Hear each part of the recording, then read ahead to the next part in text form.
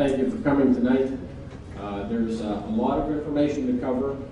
Just by the way, my name is Al Ambrosini. I'm one of the county commissioners.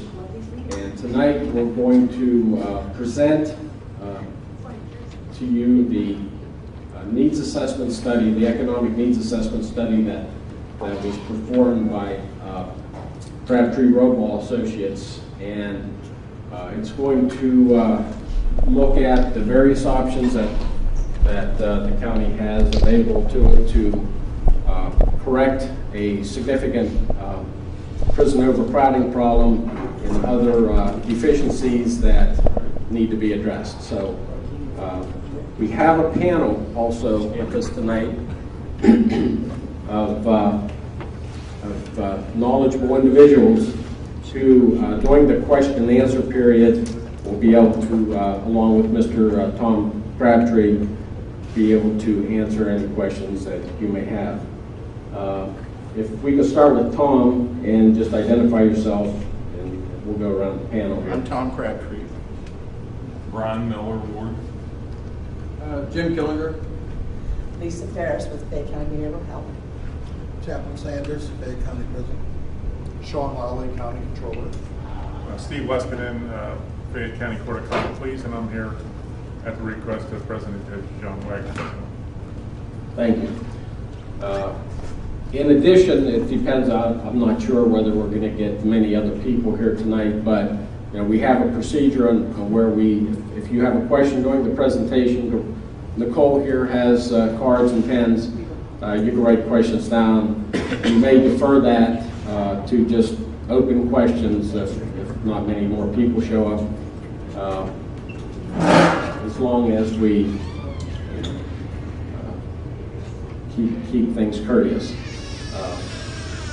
So without much more delay, I think we'll just have Tom begin his presentation on the needs assessment study.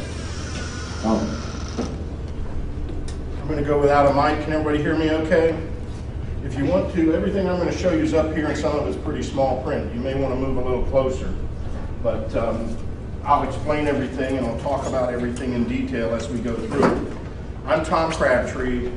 I'm an architect and a correctional planner.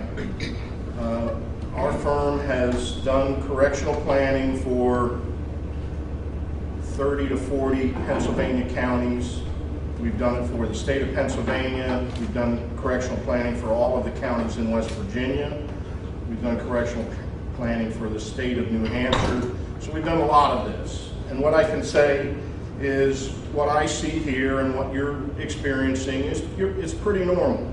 For a county that's got an old jail that hasn't had much going on in the jail as far as upgrades or changes, it's pretty normal that you've become overcrowded, and it's pretty normal that your jail is worn out, and it's pretty normal that you need to do something. Okay, a lot of counties over the years have done things. We've been involved with a lot of counties, and other people have also helped other counties. So we have a process that we go through that we try to establish what's the best course of action for the county. And if the best course of action for the county is to board your inmates somewhere else, we'll recommend that. Okay, we've done that. We have a county in Union County, Pennsylvania, Lewisburg area in Pennsylvania, where our recommendation was board your inmates at Snyder County. It'll save you money. You've got a good relationship with Snyder County. That was a good option for them. So we look at all the options and try to give the county officials the information that they need to make the right decisions. And at the end of the day, the decision is usually driven by what's going to be the least expensive option for the county, what's going to save the county the most money, what's going to avoid a tax increase if possible. So the process that we go through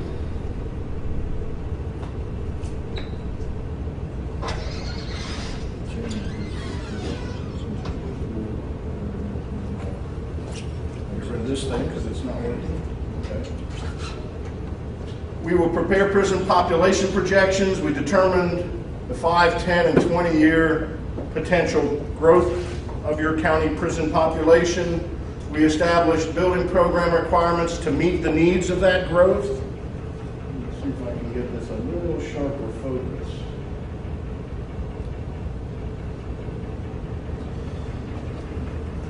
Once we know what your needs are, then we develop options. Once we know what those options are, we develop construction cost estimates for those options. Once we know what the construction costs are and what the facility configuration might look like, we do a staffing analysis to determine what the staffing costs are going to be, and then we do an overall operating budget analysis, and we combine the operating budget and the construction budget together to determine over the life of the facility what's the best choice for the county. And we measure everything in a cost per bed per day. It's a term lots of prisons use, per diem. Every bed costs X dollars a day, 365 days a year, every year. To do that, we had program interviews with prison officials, with county officials, district attorney, prison working group individuals. So we've had program interviews. We've done a field analysis. We visited your jail. We walked through it. We know what it's like. We know how you operate. We've reviewed your operating procedures. We've done statistical information. We've gotten data from the Department of Corrections. We've gotten data from the Pennsylvania Commission on Crime and Delinquency and from the Pennsylvania Uniform Crime Reporting Act, all to try to get an idea of who's in your jail, why they're there, do they need to be there? Is there a possibility that we can suggest changes in your system that will allow you to move some of the people in your jail out and save the county money that way? We reviewed the Pennsylvania legal requirements. What are you legally required to do? What does the Department of Corrections inspection report say about your jail? And then finally we review your facility against the American Correctional Association standards for adult detention centers. Those standards establish sort of a standard of care that assures that you're operating constitutionally. Everybody hears about, well, it's unconstitutional punishment. Well, you want to operate your jail in a manner that you would meet that test of constitutionality.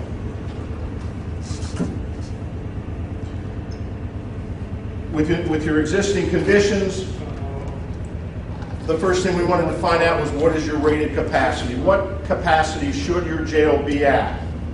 Okay, the capacity of your jail, the design capacity, according to American Correctional Association standards, the design capacity should be 239 beds. Okay, that's based on how many square feet you have in your housing areas, how many showers you have, how many toilets you have, some sort of very basic stuff that says this is what you need to be able to house inmates in your jail. So your rated capacity is 239, and that's pretty much the capacity that the last time this jail was worked on, which was 1962, the last time any significant work was done, that was the capacity of the jail in 1962.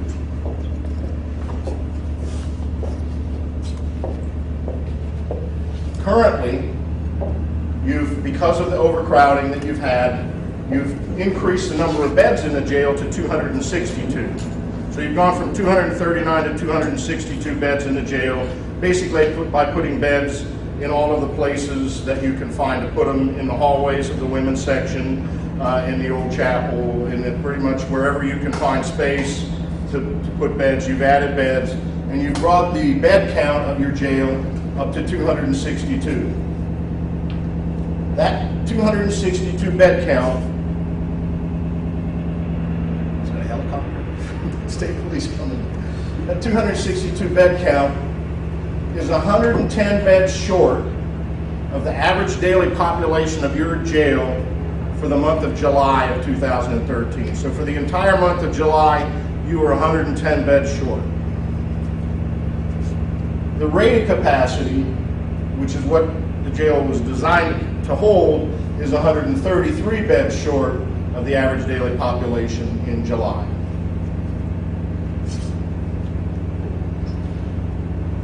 We've got drawings, we've prepared, this of course is an aerial photograph. Here's your courthouse and the county building and the jail next door and the annex here. And to be able to understand how your jail operates and what your real capacity of your jail is, we've done drawings of the existing jail. And then with those drawings, we're able to do a building condition summary as we toured the jail. And what I can say about your existing original jail is that all of the systems in that building date back to 1962. All of the things in that building that provide heat, light, life safety, fire alarm systems, except you have replaced the boiler in the central boiler plant. But all of the terminal equipment, all the equipment that distributes heat in the building, all the equipment that distributes electricity in the building, all of the fire alarm systems, everything in the building is 51 years old. So if you were in your house and you said, my boiler's 51 years old, you'd probably be thinking, you know, I'm due. One of these days I'm going to have to get into replacing a boiler. So your whole existing facility is sort of in that situation. Your maintenance crew does a pretty good job keeping things working. There's been some patches and repairs to the fire alarm system, but basically you're in a situation where you're going to have constant maintenance just to keep things operating.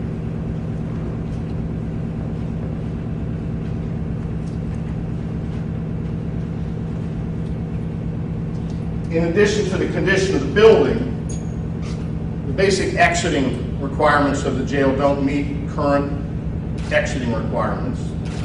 The jail is not ADA accessible, not accessible to handicapped. If you have a handicapped inmate or potential handicapped employee, you are exposed to an ADA lawsuit.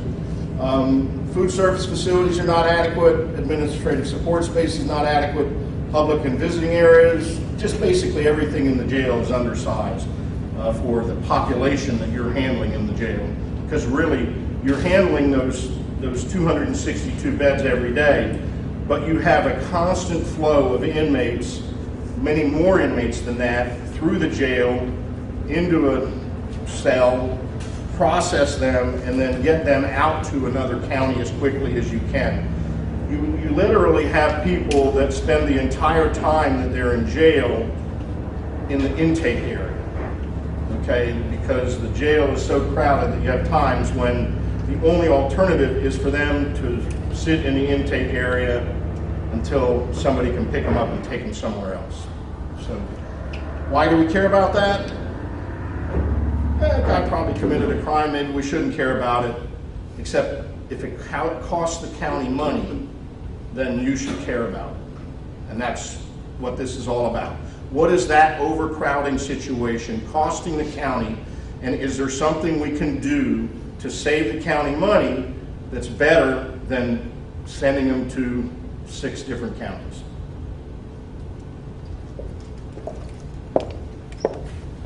You also have an annex.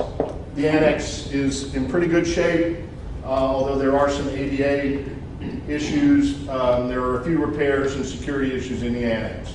The important point with regard to the condition of the jails is that the Pennsylvania Department of Corrections Office of County Inspections and Services has determined that the facility is non-compliant in 80 of the 142 required compliance points. So in 80 areas, you are non-compliant with state law.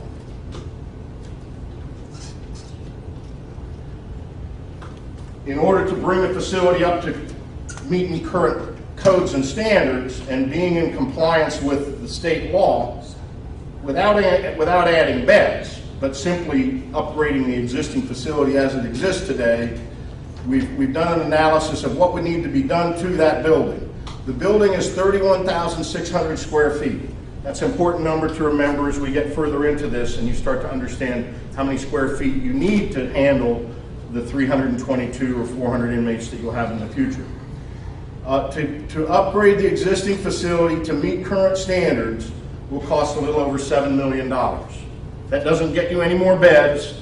That's just if we just do what's necessary to comply with codes and basic standards. We also have a little bit of work, about $300,000 to do in the annex, mostly security system upgrades and some ADA accessibility issues. And so at the end of the day, to keep your current jail serviceable, you should spend $7.3 million. Now, I'm not suggesting that that be the direction to go, but we need to understand what would it take to get this jail back into the kind of shape that would meet constitutional standards. Okay. and I emphasize that renovation of this jail doesn't add any beds, and that in July of 2013, the average population was 372 inmates with a current capacity of 362. The county boarded over 100 inmates in July at a cost of over $150,000. The county sent $150,000 to, I think at this point, there's 6 counties involved. Is that correct, Warden? 6 different counties are now housing your inmates. You still have to process that individual. You have to get that individual through the legal system, getting through the bail or the preliminary hearing process, getting him in front of a judge, getting bound over for court, getting through, well, all of the things in the legal system. You're still doing all of those things with that inmate. The only thing that you're not doing is housing it. And because you're so crowded, you're sending those inmates to somebody else and paying them $60 a day to watch them watch TV. And that's basically what's going on. And of course, there is a big expense associated with that, and that is transporting those inmates back and forth. So you're doing all the heavy lifting, all the hard work. Some other county is getting $60 a day to do the simplest part of the entire process, which is watch that individual while he's in a cell.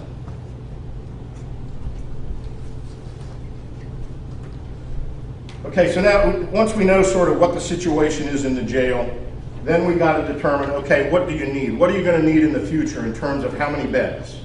These are monthly population statistics going back to 2003. So this is your average daily population for every month since 2003. And going all the way to 2013, you see that in 2013, your average daily population, including those inmates that were boarded in other places, was 322 inmates. So you have a capacity of 262. You have a rated capacity, a design capacity of less than that. But your current capacity of 262 is 100 beds short of what your average was for the entire year of 2013, and substantially further short of what you achieved as the average daily population in July. So I want to make sure I didn't misspeak there. You're about 62 beds short for the year. In the month of July, 100 beds short. Okay? And the year is an average. And one of the things you see here, in each year, we show a peak month. These numbers, this data, which is collected by the state, is the average daily population for the month. And then they distill that down and give you an average daily population for the year. What's important to remember is that there's a peak month, and within each peak month, there's a peak day. And when you hit that peak day, you still have to find a place to put that in there. With that information, we also then went and looked at some of the statistics that we typically look at to see if there are any red flags. Do you have a large number of individuals that are in jail because of non-payment of child support, for example, which you might judge as a community that it would be more constructive to get that individual out working and paying the child support than it would be to have them in jail. So we look at your profile of your inmates, and we find a few statistics that are interesting. You have a high DUI arrest rate. Probably not surprising, but you do have a high DUI arrest rate when we compare you to your neighboring counties and when we compare you to the other fourth-class counties around the state. Now, I don't think we're going to change that unless you take police officers off the street, and I doubt that the community is calling for that to happen. But that is driving a part of your jail population. Not a big part, but a part of your jail population. You have a lot of arrests in general. You have more arrests per 100,000 of general population than most of your neighbors and most of the other fourth-class counties in Pennsylvania. Okay? So you have high DUI and high arrest rate. Those are driving your jail population. The number of people you have in jail per arrest is actually below the averages of your neighbors in the other fourth-class counties. What does that say to us? That says, yeah, you're arresting a lot of people. The community probably demands that. I've looked at your crime statistics. They're not for crossing in a no crossing zone. They're serious offenses. You have a high number of Part 1 offenses, which are serious offenses. You had 22 forcible rape arrests last year in the county. So there are real criminal activities that are happening, and you're addressing them. You are doing a good job as a county of processing those individuals through the system and putting fewer people in jail per arrest than your neighbors. Now, some people might say that's not a good thing, that we should be locking all those bad guys up. But in terms of prison planning, it's a good indication if you are not locking up more people than your neighbors per arrest, because that indicates that your system is doing a pretty good job of getting those people out of the jail that the community doesn't expect to be in jail. Okay?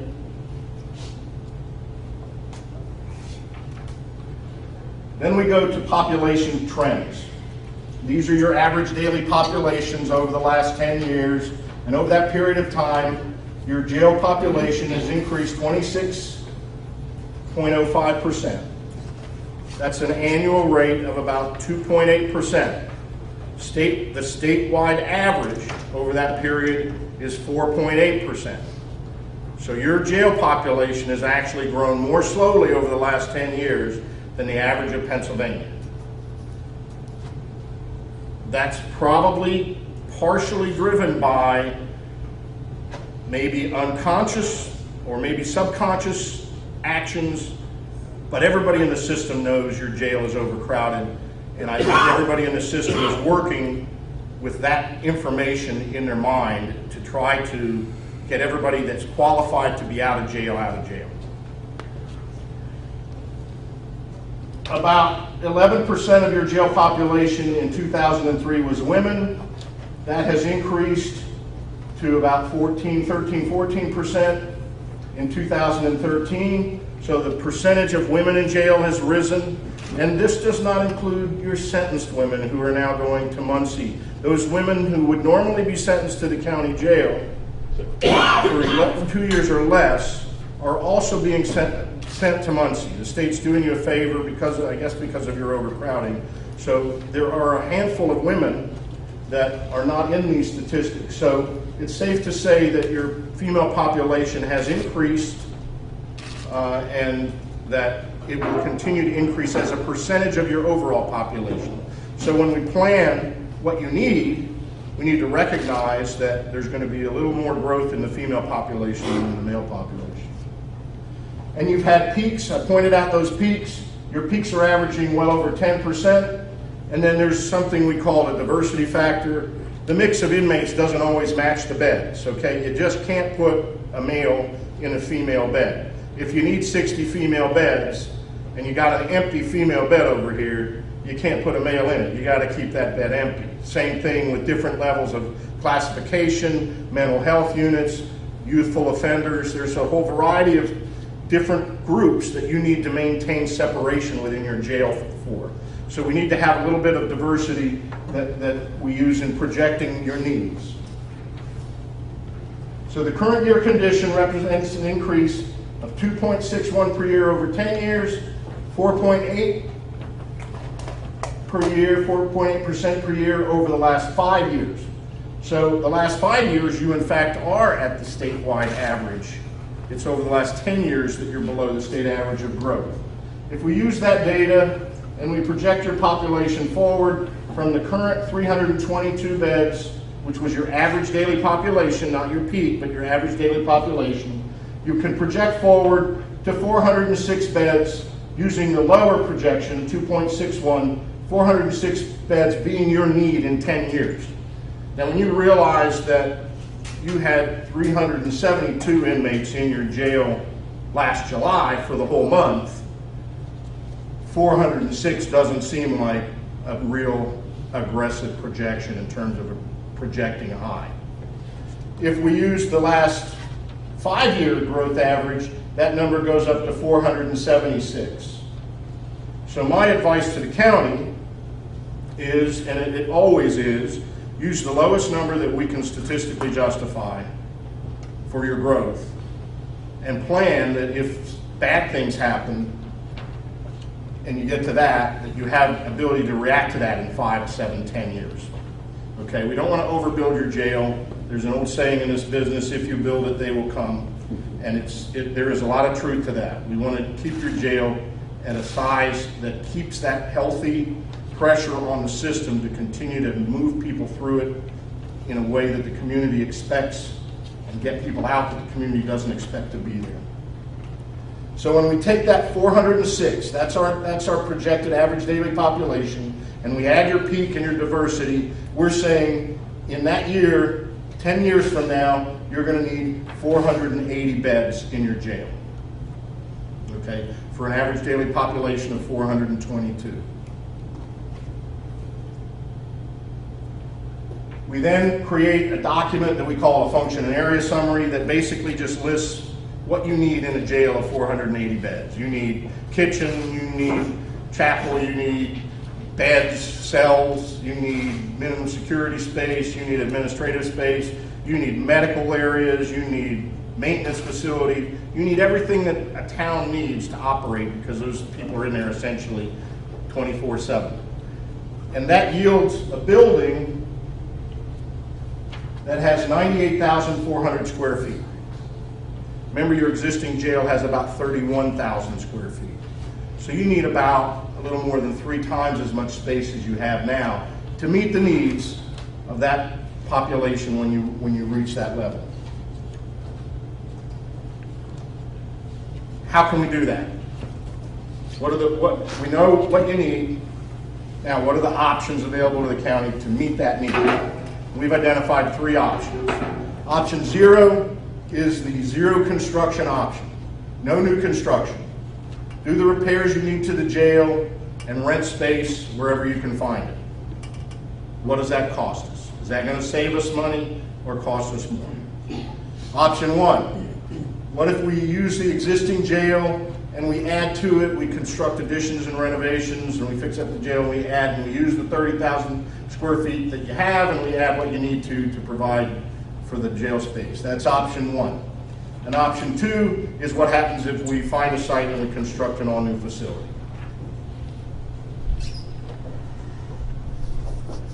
We then, option 0, no new construction. Option 0 has no drawings. Option 1, this is what it would look like if you added what you needed to. This is the old jail right here. Here's the annex. You'd be displacing a lot of parking. You'd have to add a parking structure. You'd be building over the top of the boiler building. You'd have to move the boilers. And you'd have to build new housing units and use the old jail for support areas. The old jail is a very, very inefficient design as far as supervising inmates. Okay, the object of modern jail design is to create a supervisory environment where you can supervise the most inmates with the fewest staff. And line of sight and direct supervision is the way that is most effective. In this concept, and these are not really design drawings, they're really just concept drawings, but in this concept, you have 2 48-bed housing units, and you have 3 of those stacked up on each other. So you have 6 levels of jail construction here, and I can lead you through it and show you as you go up what the levels look like. But what you see, the repetitive element, is this housing unit, which is the biggest part of the square footage of the jail. So those 48-bed housing units are important to remember, 48 beds, okay? Why? This is a staff station. Depending on the operating philosophy of the jail, either there's staff in here or staff in here. Maybe in your case, there would be staff in this day room during the day, and at night when everybody's locked down, you drop back to 1 staff in here. That's the model of operating this facility that we have to use to determine how many staff it takes to run this jail. Because the important question is, how many of these do we have? How many posts do we have? How many places that somebody has to be every day, all day, every hour of that day?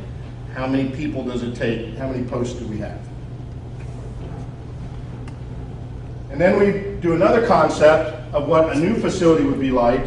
And here we have what amounts to a one-story jail with a two-story, two-tier really, housing unit.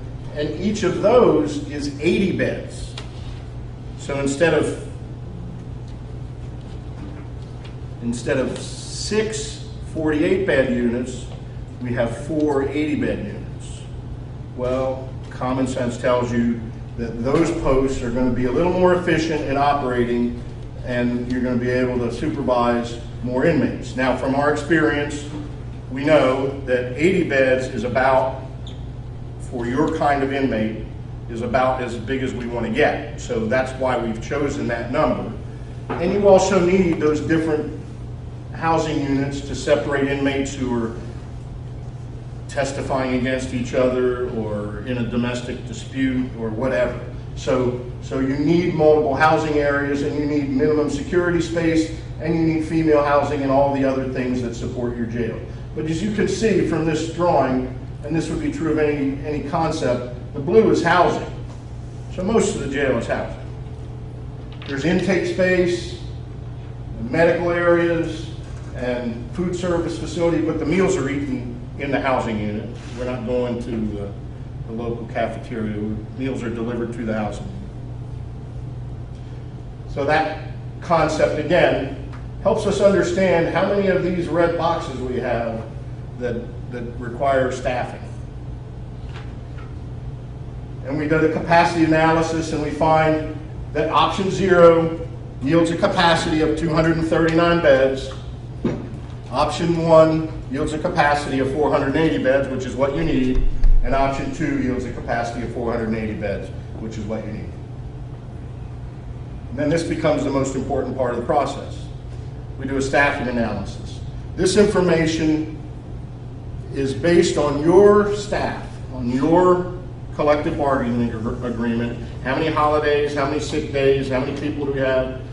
And to fill one of those posts, one place where you need somebody 24/7, 365, takes 5 full-time employees. 5, okay? Not really surprising if you think about it, 7 days a week, 365 days a year, vacation, holiday, everything else, okay? And to fill one job that only requires you to be there on one shift takes 1.67 people. So that's your data. And this is, you're not unusual. That number ranges, the lowest I've seen it's about 4.85, and the highest I've seen it's about 5.2. So you're right in the middle. You're pretty normal as far as how many people it takes to staff a post. We then take that and we analyze, this is your exact staffing pattern of your existing jail. This is how many posts you have in the old jail, and how many staff you have, and the warden and the administration and the counselor and everybody, medical is contracted.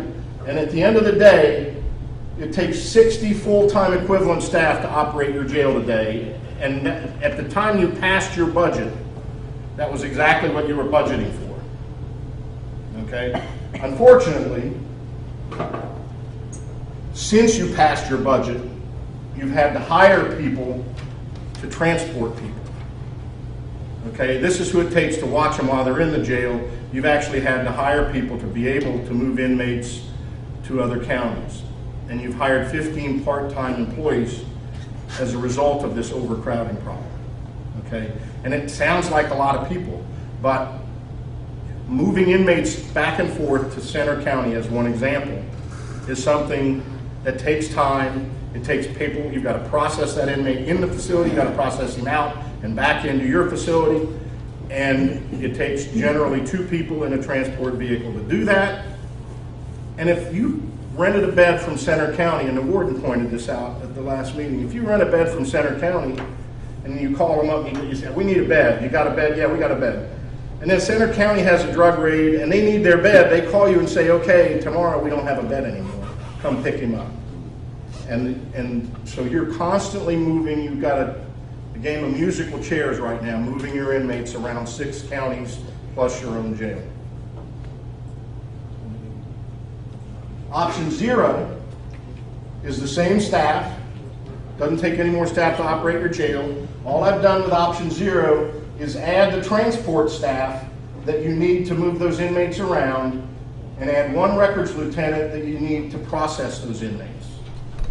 Okay? And that takes your total staff from 60 to 84.72. Option 1, with the smaller housing units, the renovation option requires a staff of 90.27. And option 2 requires a staff of 71.9 when your jail is at an average daily population of 406 beds.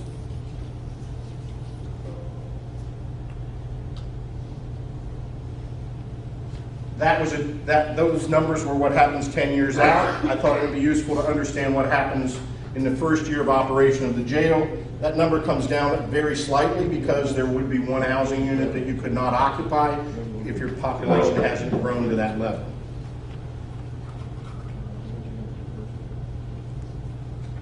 Now it's the cost analysis. And I realize this is hard to read.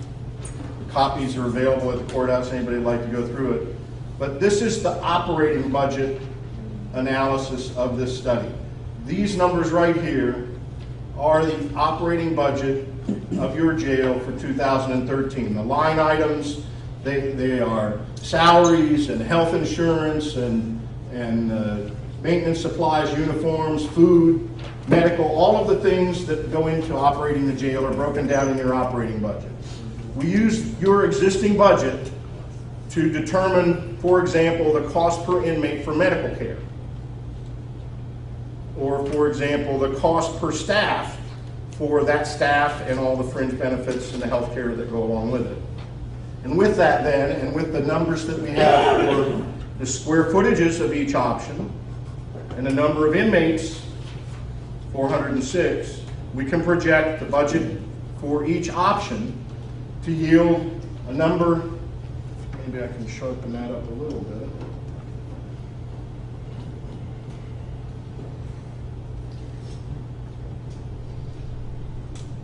"10 years from now, if you do nothing, your jail will cost $10.7 million to operate.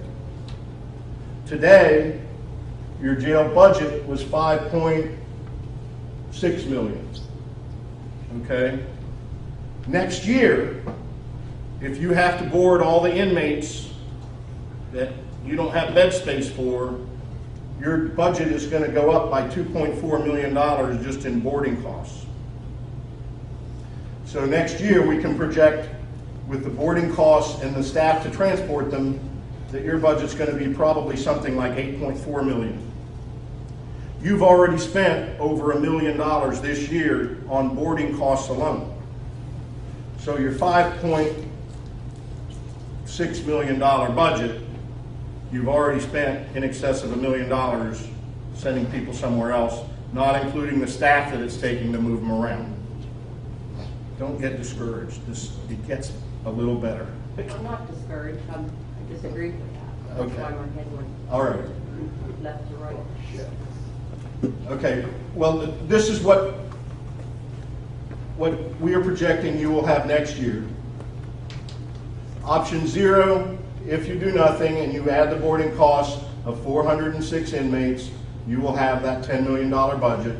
Option 1, at 406 inmates, will operate at an annual budget of $7.7 million, and option 2, with 406 inmates, will operate at an annual budget of $6.49 million. Option 2 in the first year of operation will operate at a budget of $6.268 million. The projected operating budget for the next 12 months is $1,911,000 higher than the projected operating budget for option 2 in the first year of operation. Okay, So this budget is to $1.9 million more than what's projected for option 2 in the first year. That's only half the story. That's just the operating budget. You now have to understand what the construction costs are. What are the construction ramifications? To upgrade your existing facility without adding any beds to meet current code will cost $7.4 to $8.6 million. Option 0. Option 1, additions and renovations will cost $34 to $40 million. A lot of money. And option 2 will cost $27 to $31 million. Again, a lot of money. We take that information and we take a projected 4.5% 30-year amortization of that and project out the annual cost of debt service, and we distill that down to a cost per bed per day of debt service. And we add that cost per bed per day of debt service, right there, to the cost per bed per day of operating each option, and you get a total cost per bed per day of $76.51 for option 0, of $70.65 for option 1, and $57.83 for option 2. If you project that at a population of 406, the annual operating costs of option 0, total annual operating costs will be $11.3 million. Total operating costs of option 1 will be $10.45 million. Total operating cost of option 2 will be $8.34 million. The annual cost of option 2 is $2.9 million greater. Of option 0 is $2.9 million greater than the annual operating cost of option 2. Now, these numbers are not in addition to what you currently have budgeted. They replace your current jail budget. So these aren't, you're not spending $8 billion more than your current jail budget.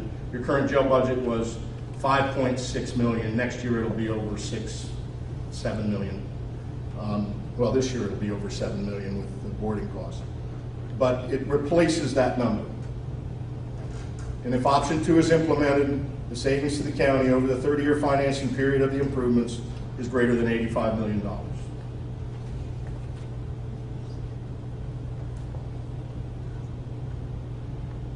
Just for your information, I've given you a listing of the counties and states and facilities that we have done this process for. Tom, could you explain to the audience why that's $85 million? Well, $2.9 million a year times 30 years is nearly $90 million. The first few years, that savings will be less than $2.9 million a year because you won't have as many inmates. But by the time you get to 10 years and an average daily population of 406, it will be that. And then going forward from there, as your population grows, that gap will increase because the cost per bed per day of one option is more efficient and more cost effective than the cost per bed per day of another.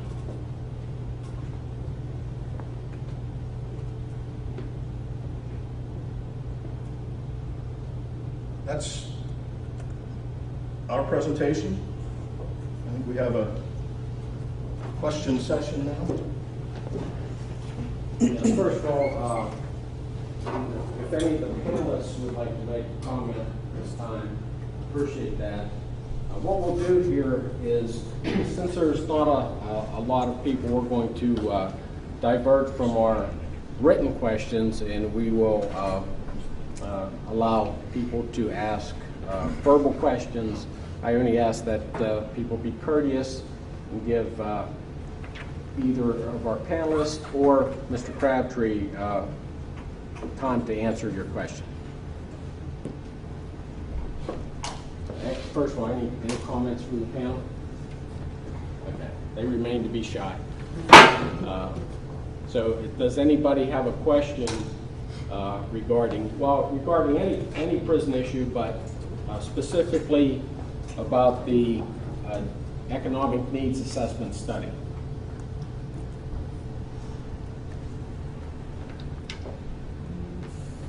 Surely. there has to be a question.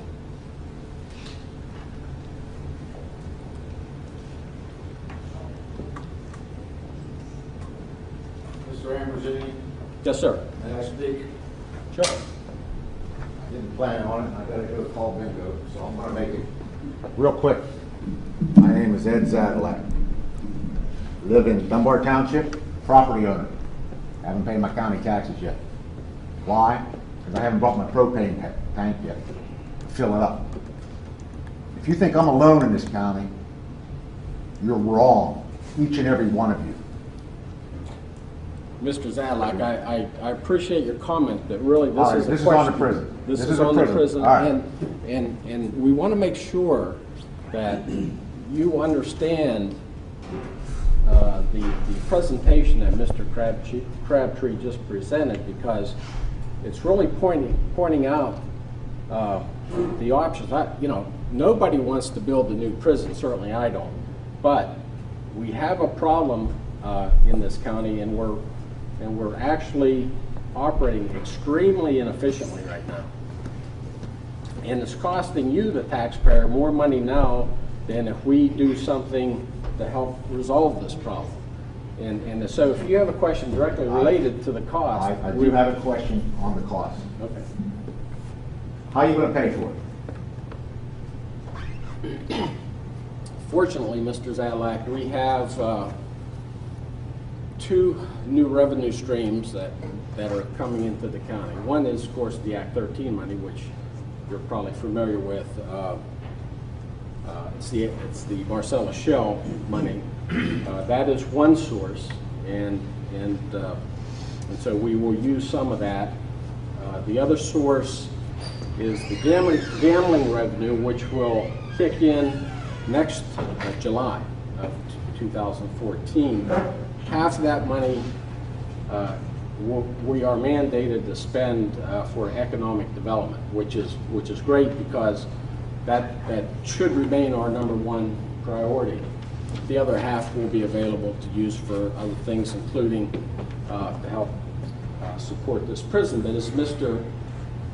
Crabtree just pointed out, is we can actually save money over what we're doing now by building a new, more efficient facility.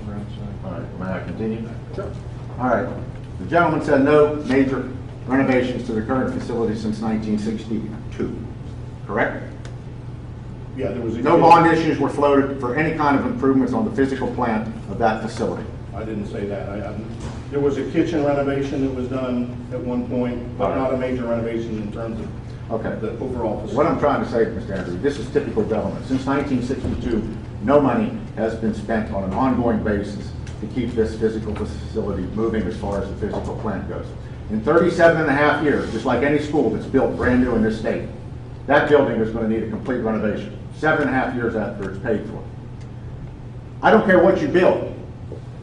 It has to be properly maintained, #1, which it won't be.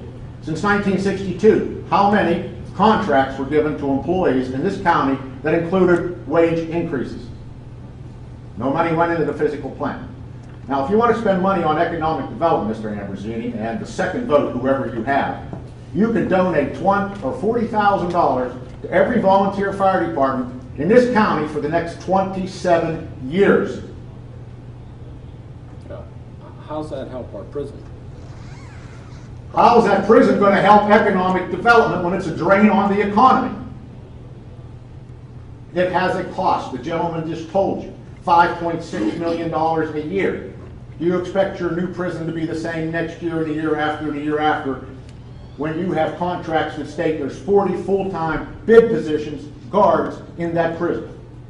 Unless you get that out of your contract, and unless you rewrite all your contracts with all your prison employees, that cost is going to continue to go up. I'm going to leave you with one word only. It's sustainability. We can't afford it. Have a great evening. Mr. Zadlak, I got to go call bingo. I'm going to make some ladies happy and do my part for sustainability. just one parting word: we can't afford to do what we're doing now. If there's any other questions that someone would like to ask in terms of the economic development, or, again, I think Mr. Crabtree did an excellent presentation of explaining the facts, the statewide numbers, our numbers that we have in our current jail facility. And so, you know, this is your opportunity. And I noticed that Commissioner Zimmerling had some disagreement with what Tom said. So, again, I would encourage the commissioner to ask Tom about those things that you disagreed on. Commissioner, I'll be happy to sit down and go into more detail if you Would want. have been nice, Mr. Crabtree, if you go up to your number 1 or 2 pages where you interviewed all of the prison board members prior to even doing your assessment. You did not interview me, you did not contact me. Why would you want to talk with me after you have presented the information and not before? Actually, we did contact the county commissioner's office. You did not contact, you didn't, no one from your office or anyone from the prison working group or anyone else contacted me in any way, shape, or form to ask me to sit down with you, just as you, if you look. You are correct, That's Commissioner. right. However, So I'm supposed you to ask contacted me questions and I now. responded to your email. But I let me point out, contacted you please, 2 days please ago don't. asking you for a copy of Please it. let me speak, okay? It is not appropriate for me to contact a county commissioner directly. Okay, who Okay, did you contact? we work for the Okay, county. I'm not going to get into that because you know what? It's obvious. All you have to do is go back about 5 or 6, 10 slides, and you'll see you interviewed, and it has the prison board members. It was, and my name is not up there. So somebody contacted. I indicated somebody. those members of the Well, let's prison. ask a couple questions, okay? Number 1, it was indicated here, and first off, this is supposed to be public comment, not commissioner comment. I don't see, actually, I don't see really anybody. Are you a member of the public? Yeah. And you? Okay, so there's actually just 2, because that's a county employee, township supervisor, prison work group member. We have a couple. Yeah, we understand that. And a reporter and a staff member. That's pretty sad. That's pretty sad. You mentioned that, you said that there were 15 part-time employees that was hired for transportation. I was at every single, I was at those prison board meetings where we hired 15 part-time correction officers. It wasn't for transportation to and from the 3, the 5 county jails. So Actually, no. Commissioner. You can interrupt me like you did, Mr. No, Zadlak? go ahead. Okay. So, again, the statement was that there were more than 15 part-time correction officers hired specifically for transportation. Where is that documentation? Because That was if you not my pull statement, If you pull the prison board meetings, that is inaccurate, okay? Commissioner, I would be happy to answer questions if you will ask Okay, the so do question you- rather do you have that than give information? me the answer that you think I said. Okay, do you have the information where 15 part-time correction officers were hired for transportation purposes? You said that was stated. I spoke with the warden about that, and rather than me answer that, what I'd like to do is ask him to tell you Well, he and I were both at the meetings, but go ahead, Warden. what those staff are doing. Not what they were doing, what they were hired for.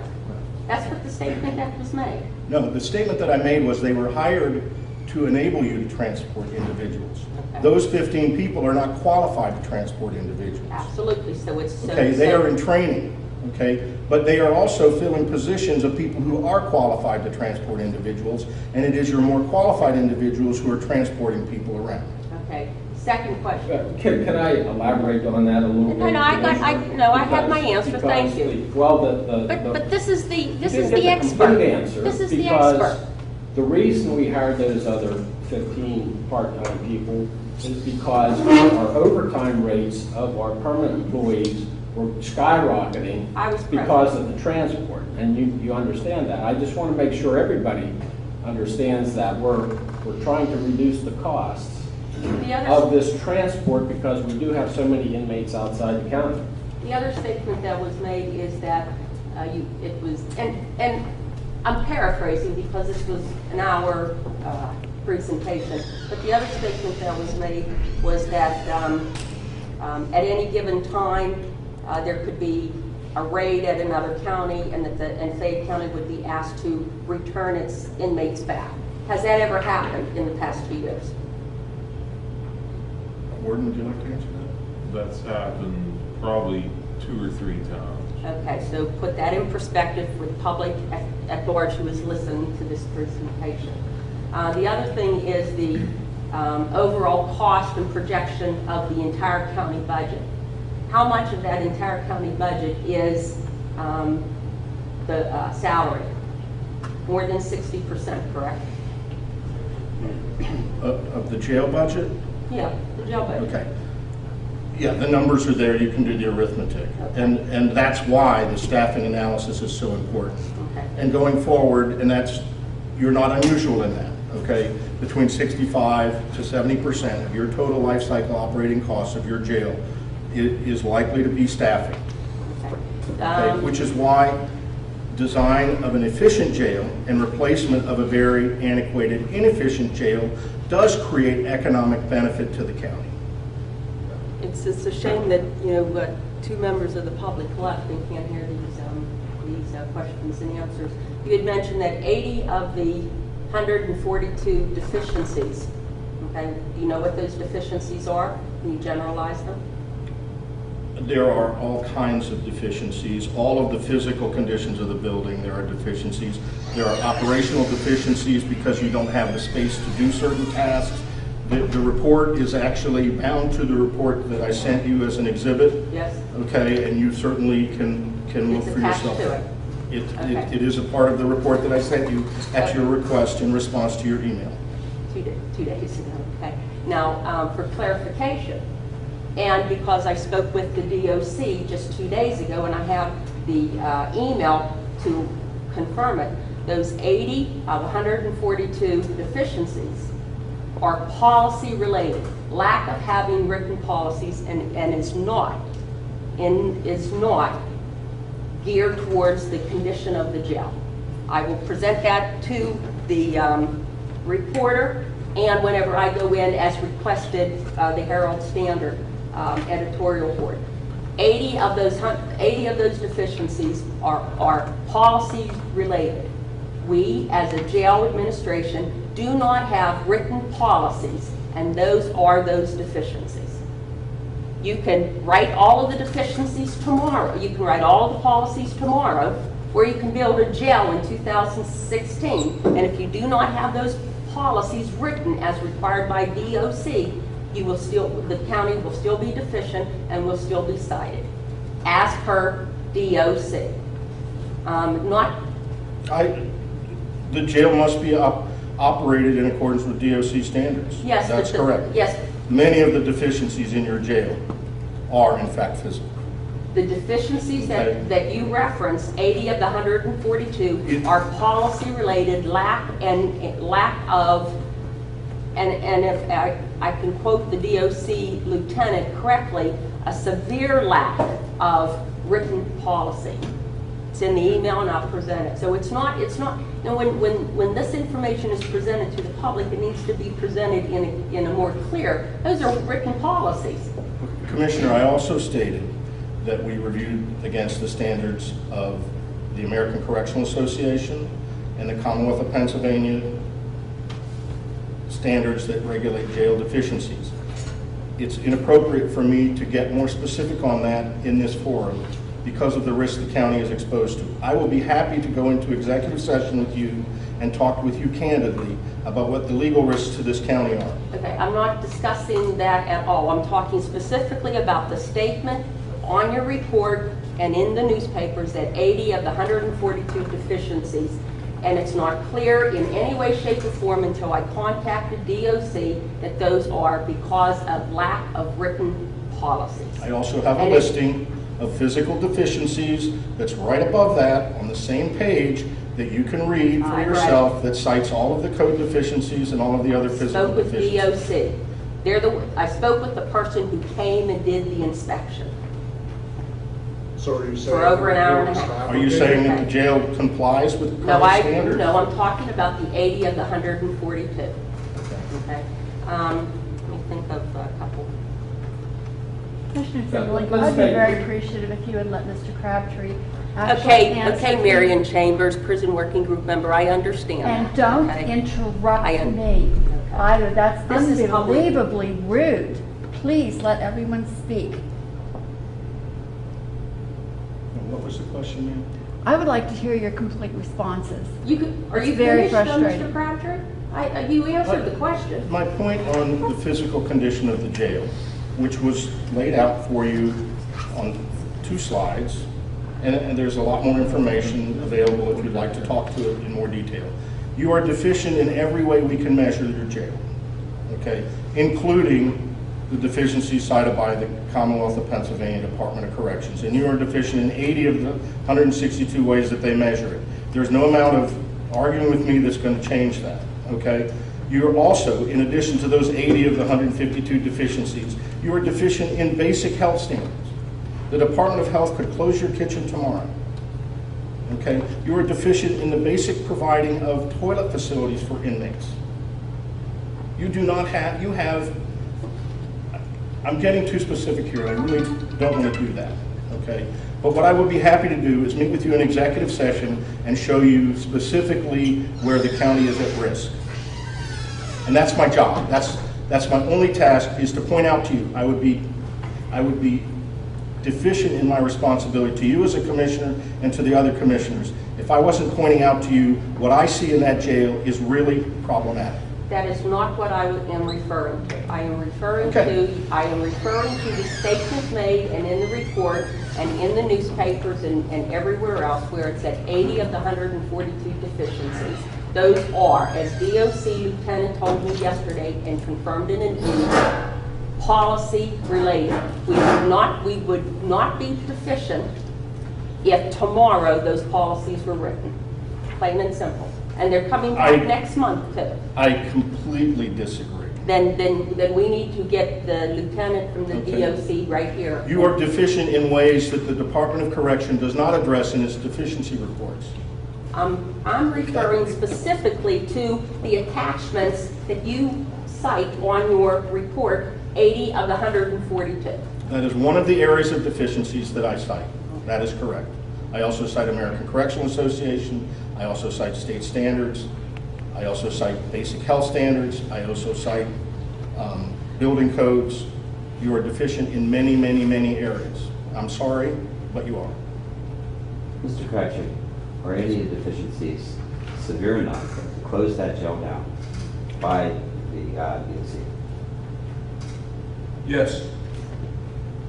And I have that report, Andrew, right here in front of me. And the lieutenant didn't do it. Kate Kishbaugh did it, so you spoke to the wrong person. No, she's not, Kishbaugh is no longer She there. did the She's inspection in no longer November, reported. You're Angela. talking to the commissioner like that, sir. She's no longer, Kate First Kishbaugh, Amendment, First Amendment. I was asked a question, and that's the answer. That's not proper for you to do so at a meeting like this. That's all right. Kate Kishbaugh is no longer with the She Department did of the State. inspection. And I spoke with her right-hand person. He didn't do the inspection. It's not a he. It's not a he. He didn't do the inspection. It's not a he. It's the Regardless person of who who came he here. is. He didn't do Kate the Kishbaugh's inspection, not with which them. you should be aware of, because in November it was done and presented to the prison board. It was, what, the DOC report? Yes, the DOC inspection. report was never presented to the prison board. Pull the minutes and you will see that. Never. And we have the reporters here as well. Pull all the minutes and the DOC report was not done. Well, I have the inspection. You may have the inspection, but it was never reported. So, I mean, statements are constantly made and there's never a fact check. I will tell you this also. The DOC told me, I specifically asked her, can the DOC come in and shut the jail down? The answer was an emphatic, no, they will not do that. I will hook you up with the individual who told me this yesterday. Now, Mr. Crabtree, you didn't answer the question. Citizen Prison Working Group member Jim Killinger said yes. However, I would be happy to answer that question. Go ahead. Okay.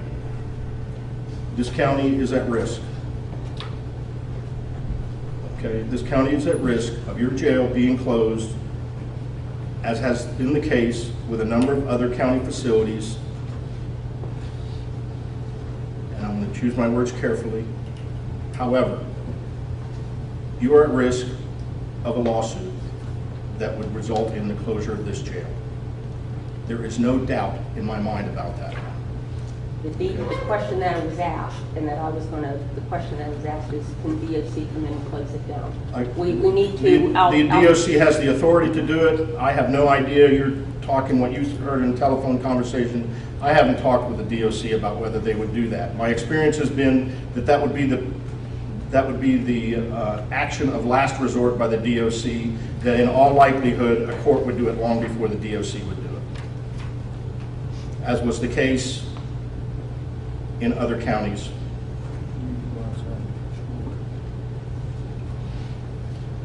The risk that this county faces is one of an inmate bringing suit for unconstitutional conditions in that jail.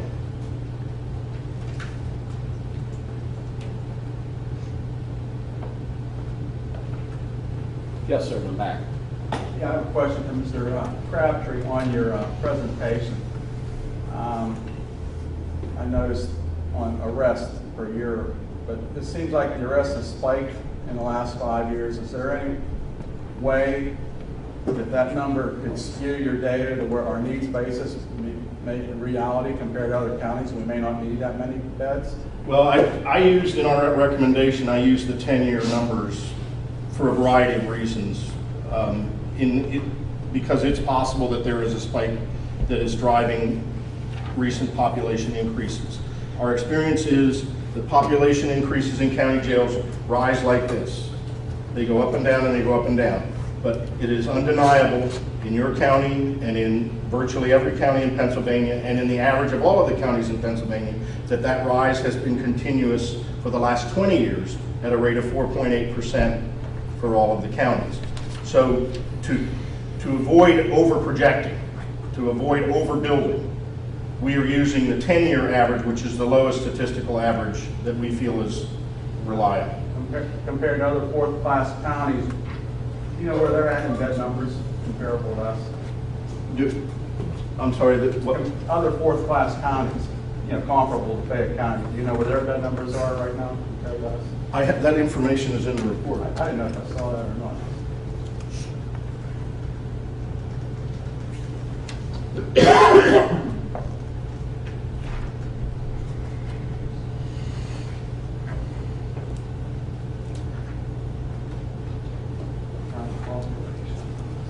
Okay, that's this number right here, incarceration rate per 100,000 population. Fayette County is 2.51 per 100,000 population. The average of fourth-class counties is 2.14. You are higher than the average incarceration rate. And that's what causes us to ask, why is your incarceration rate higher? And the answer is right over here, total arrests per 100,000 population. You are arresting a lot of people compared to fourth-class counties and your neighboring counties. Okay, Fayette County has 3,737 arrests per 100,000 of general population. Now there is a county, Monroe County, 3,896 per 100,000, but there are many counties that are under 3,000 per 100,000. That's why we look at DUI. What's causing that? Is DUI a big issue? We had a county, Schuylkill County, Pennsylvania, another fourth-class county. Okay, one that has very similar demographics, a lot of similarities between the two counties. Okay, they had a skyrocketing DUI rate, and we asked why. What's causing that? And we know what's causing that in that county.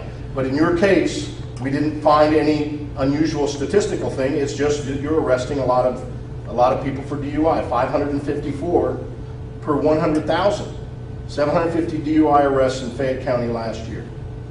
Now, that's not to say that all your arrests are DUI. That's simply one of the areas, because of the sentencing laws that accompany DUI, one of the areas that a lot of county jails focus on. We don't see anything unusual in the way you are handling your DUI arrests. You have lots of options available within the law that the courts are using with regard to DUI that don't necessarily involve jail time. Okay, alternative sentencing. You are doing a lot of those things. And that is borne out by the fact that your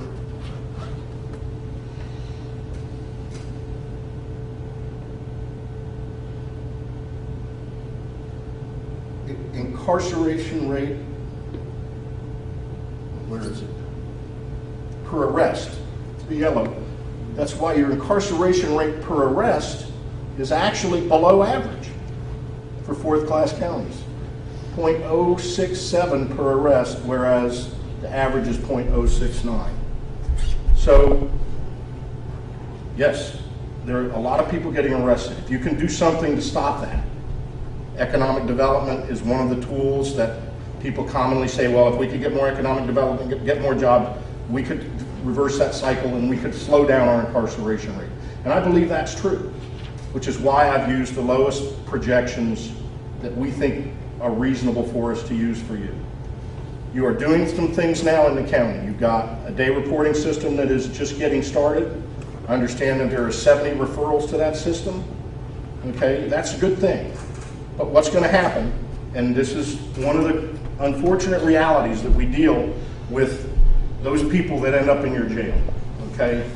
Of those 70 referrals, some number will make it through the system. It'll probably be a pretty low number, okay? And then some number will violate the conditions of their day reporting. They won't show up for their day reporting. And what is your court's choice going to be? And that's the problem. You have electronic monitoring now. You send people home with a bracelet, okay, and let them serve their sentence in their home, okay. Unfortunately, most of the people that got in jail didn't get in there by making good decisions, and they make the bad decision to violate the conditions of that parole or of that alternative sentence, and then the court is, what can I do? I've given this person every opportunity to not be in jail, and they still violate it. That's an unfortunate reality that the people in your criminal justice system deal with on a regular basis, on a daily basis. You're making great decisions to try to capture some of those people and get them out of the system. And to the degree that you can do that, it will be good for the county. It will end up costing the county less money in the long run.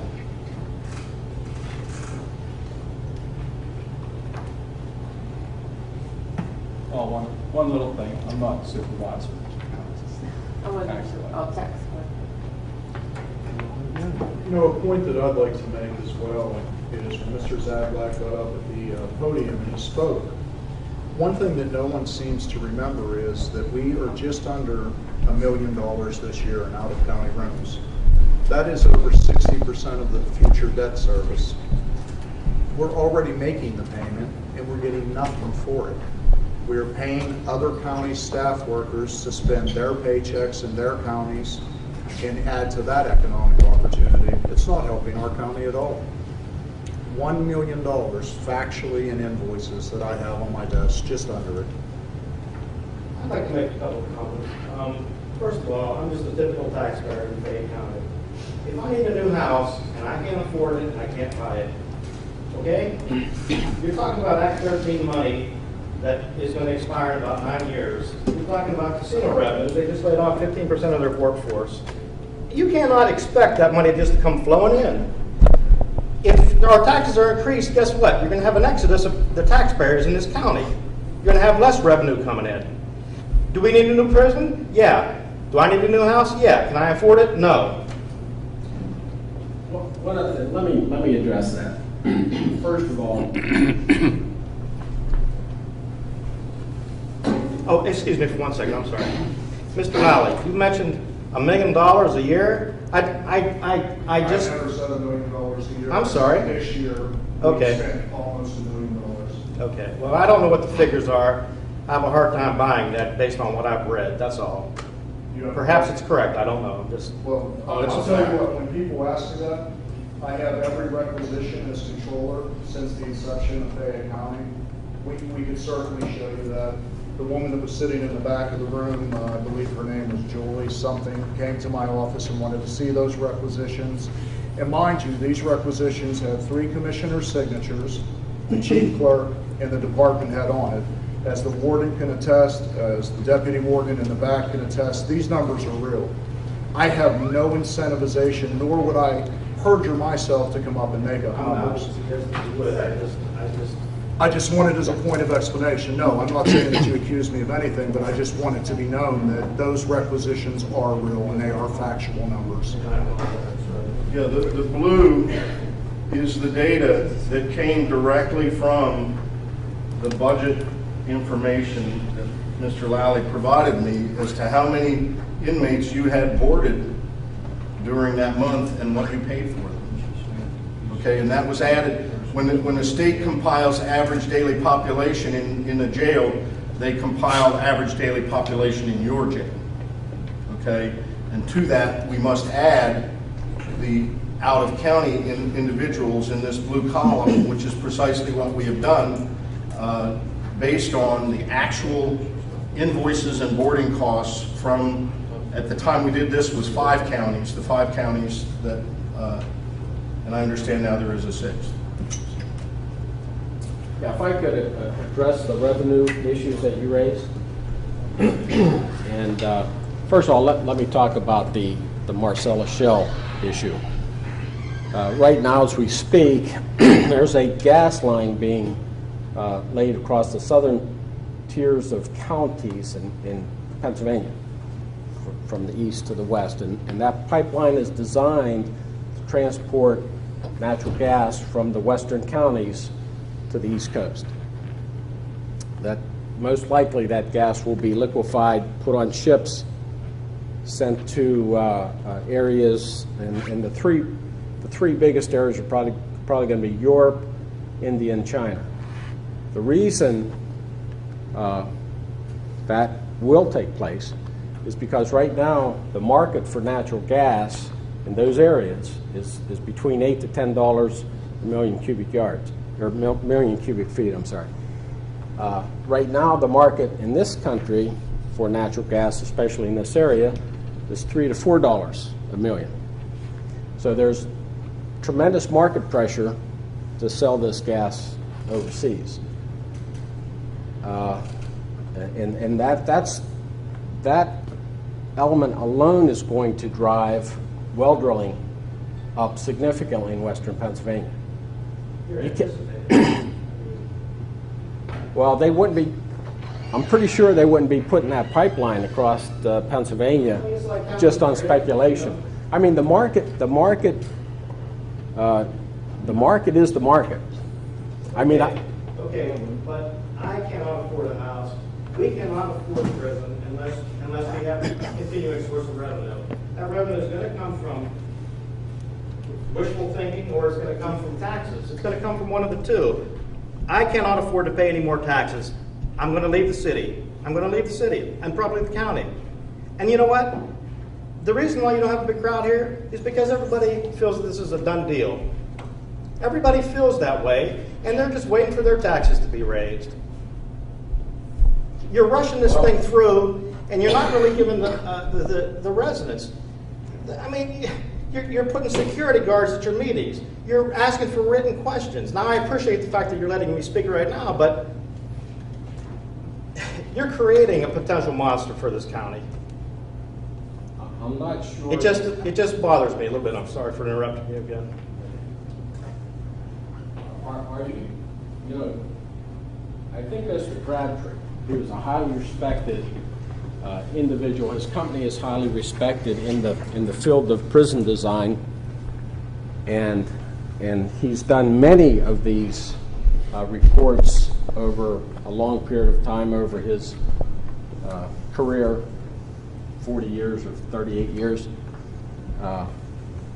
His numbers are accurate, and what they point out, and we can't lose sight of this.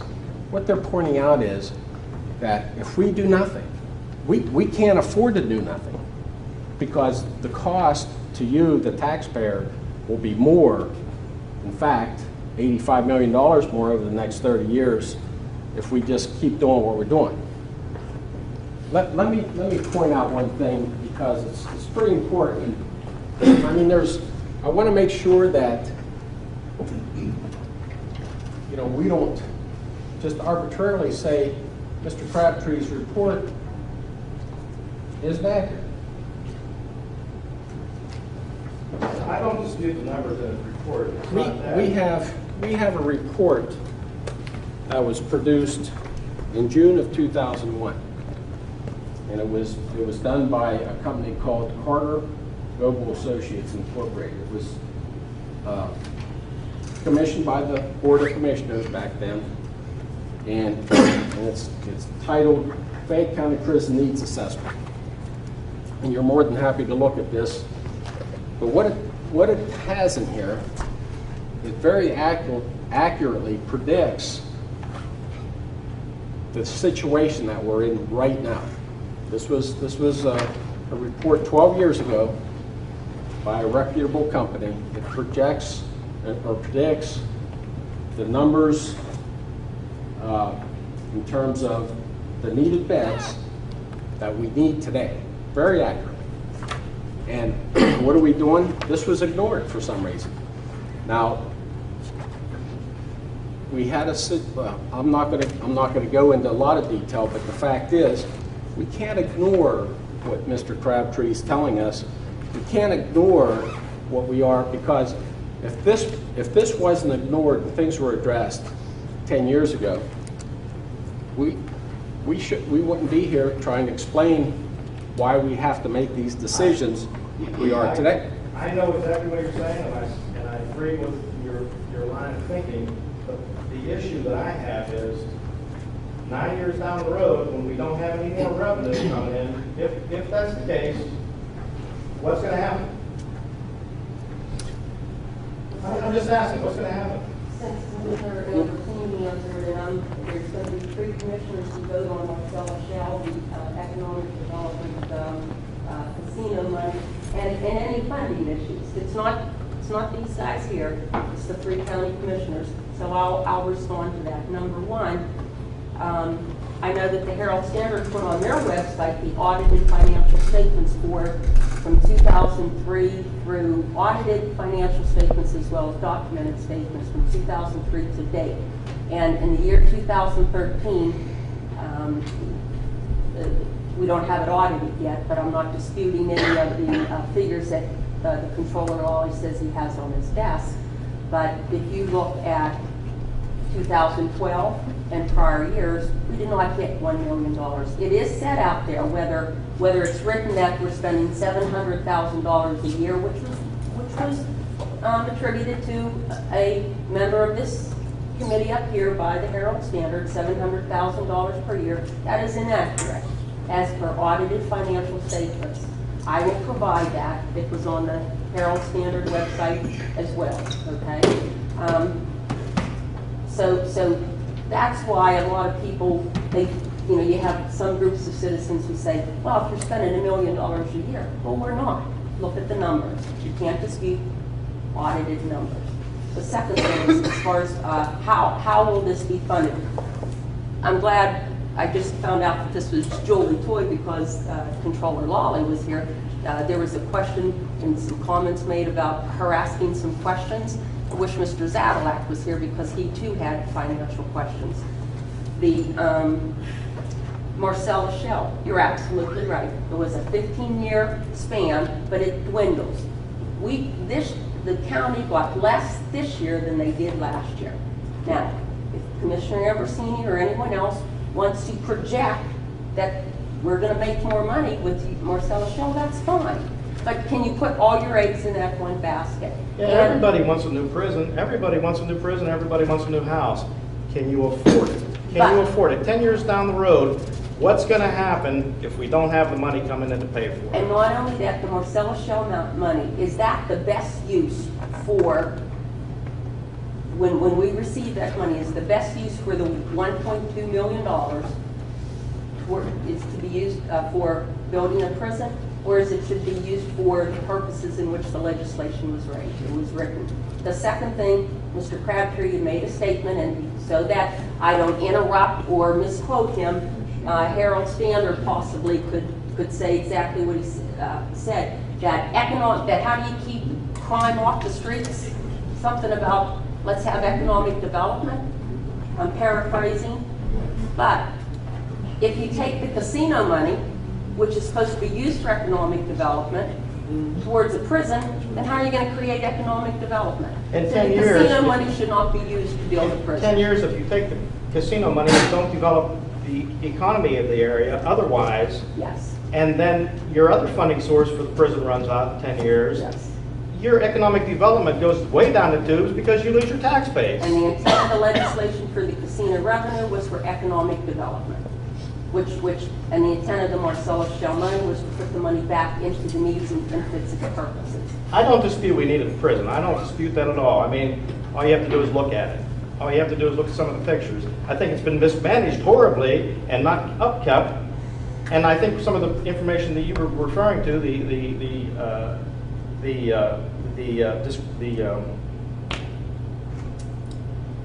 issues, the 180 citations or whatever that were, the ones that are specifically the 80 that were the way the prison's being run, policy or whatever, the internal policy.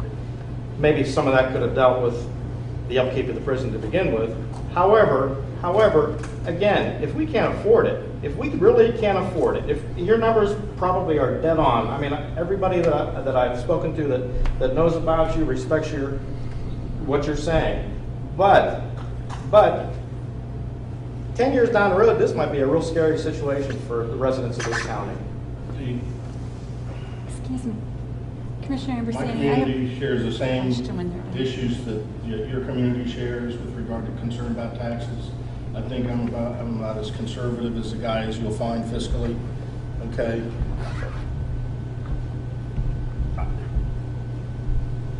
I would never overstate the problem to try to direct this county in some direction. I've been doing this for 38 years. If I do that, I'm out of business. Nobody will believe a word I say, okay? We've done this for a lot of counties, and our direction and our projections have proven to be correct time and time and time and time again. You're not The projecting a important revenue thing, source, are you? I'm sorry? You're not really projecting a revenue source.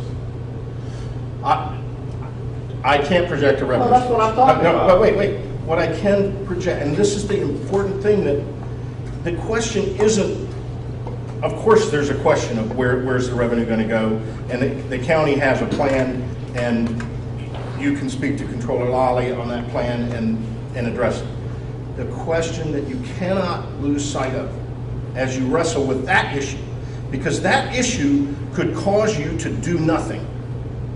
And the entire point of what I'm telling you tonight is doing nothing is the worst thing you can do for that revenue stream, because you're going to spend millions of dollars a year more if you don't act. So my job isn't to tell you to act. It's not to tell you to go out and raise taxes or to lower taxes or to do anything like that. There's other people that are elected for that purpose. Commissioner Zimmerlink is one of them, okay? It's my job to tell you to the best of my ability the truth about where you are headed. 10 years ago, Carter Goebel, who I respect, I can tell you this, their projections for 10 years from now are lower than mine. I've seen their report. But my job is to say to you, it's possible that not acting is the lowest cost option. I have made that recommendation to counties. But in your case, not acting is the worst thing you can do. In your case, not acting, as sure as the sun rises tomorrow, will increase the tax exposure to this county by millions of dollars. And that's my message. That's the advice I am compelled to give you, because the facts point to that. We can hope that the population of your jail goes down. Your county is doing things in an effort to make that happen. In 38 years in this business, it is a rare county that's able to accomplish that. okay? And in 38 years in Pennsylvania, that average trend has been 4.8% of growth. If you have 4.8% of growth, you're going to have 100 more beds. So it's got to be a combination of all of the tools you have at your disposal. You have to act to mitigate your risk, to expose the county to the lowest possible future cost, number one. And number two, you have to do that full range of options that are available to you. Day reporting, investment in economic development, all of the things that the county can do to try to deter criminal activity in the county. Recidivism is another one that you're focused on, trying to reduce the amount of recidivism in your own jail. Has there been a study done to compare the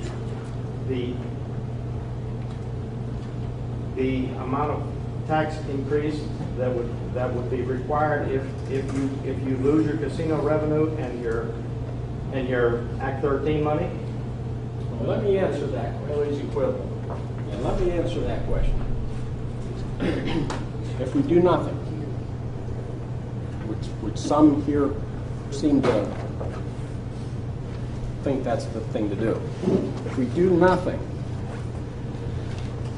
with the increase in inefficient spending for the prison, the additional people, because of the rate increase of inmates that we're going to have to put outside the county, as Mr. Crabtree pointed out, we will have to raise the taxes 3/4 of a mil just to handle the additional costs and additional inefficiencies.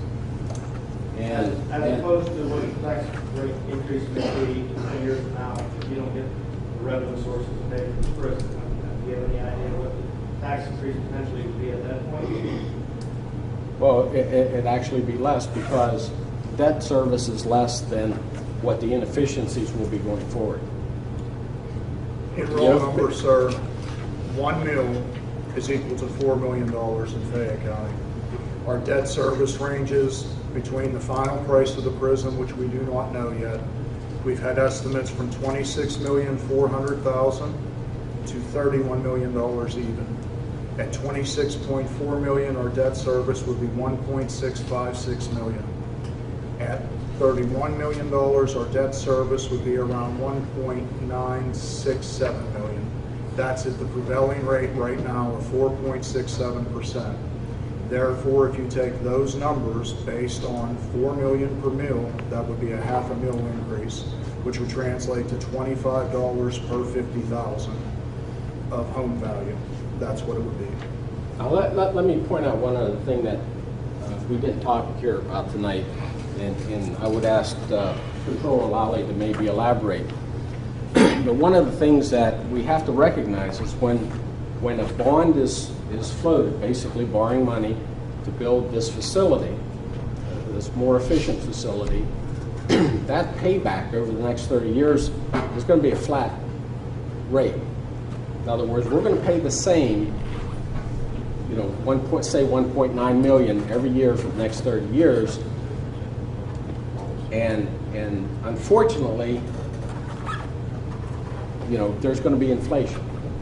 Now that rate will still always be 1.9%. I mean 1.9 million, but the inflation over the next 30 years will basically result in us paying back the loan at a less valued dollar. And I think Controller Lally is very well equipped to talk about the value of money. Something you said, I've asked before, but did these plans include sewage processing? Yes. Yes, there's been some preliminary work done by Slater Engineering, more than preliminary work. Slater, somebody else could speak to the number of sites that were explored, but there was a site that we were asked to evaluate with Slater. That's the old behind the fairgrounds site. And there is a cost of developing a sewer, and that is a part of these costs. I didn't say it during the presentation, but the costs that I showed you are total project costs. They include contingency, they include off-site utility development, all of the elements, not just bricks and mortar construction costs. So Those are anticipated to be total project costs. Excuse me, could I ask, I am definitely learning, this is such a complex issue, so many layers to it, and I think all of us maybe just need to try to get as many perspectives as possible. And Commissioner Zimmerlich, I'd like to respectfully ask you, what is your alternative plan for addressing the issues that exist with this, with the current prison, and how would they affect the tax base? How would they affect the county? What is your proposed plan of action to resolve these issues? First off, this meeting is the presentation of Crabtree for the Crabtree Associates for the 480-bed new facility, which he started at 6 o'clock, and it's now 7:45, and I can't. You expect me in 15 minutes to tell you my plan.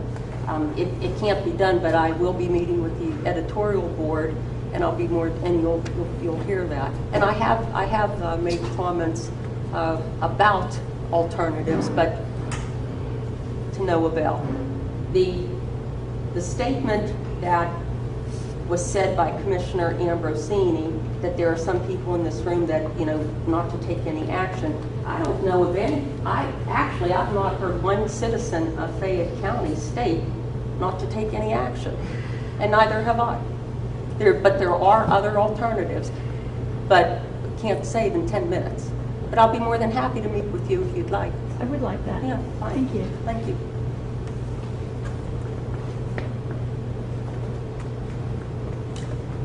Control allowed, if you could just talk a little bit about the payments going forward, 30 years and the value of money, because that, the cost of this seems to be pretty important. So I want to make sure everybody understands why the decision actually to build a new facility is as Crabtree pointed out, is the lowest cost option. So the best way that I could explain this is today is, what is the date today? October the 3rd, 2013. I give you a $100 bill. On October the 3rd of 2014, the rate of inflation over that period was 3%. Your $100 is now worth 97 in real economic terms. It's the net present value of money. If we borrow $30 million on a hypothetical, because we don't know that number yet, today, if you took 3% inflation, which statistically averaged out over 50 years, that's about where our country's been running, that would be 90% reduction in the $30 million. So what costs $30 million today at the end of 30 years is going to have much less of an impact than it currently does, because inflation eats away at principal.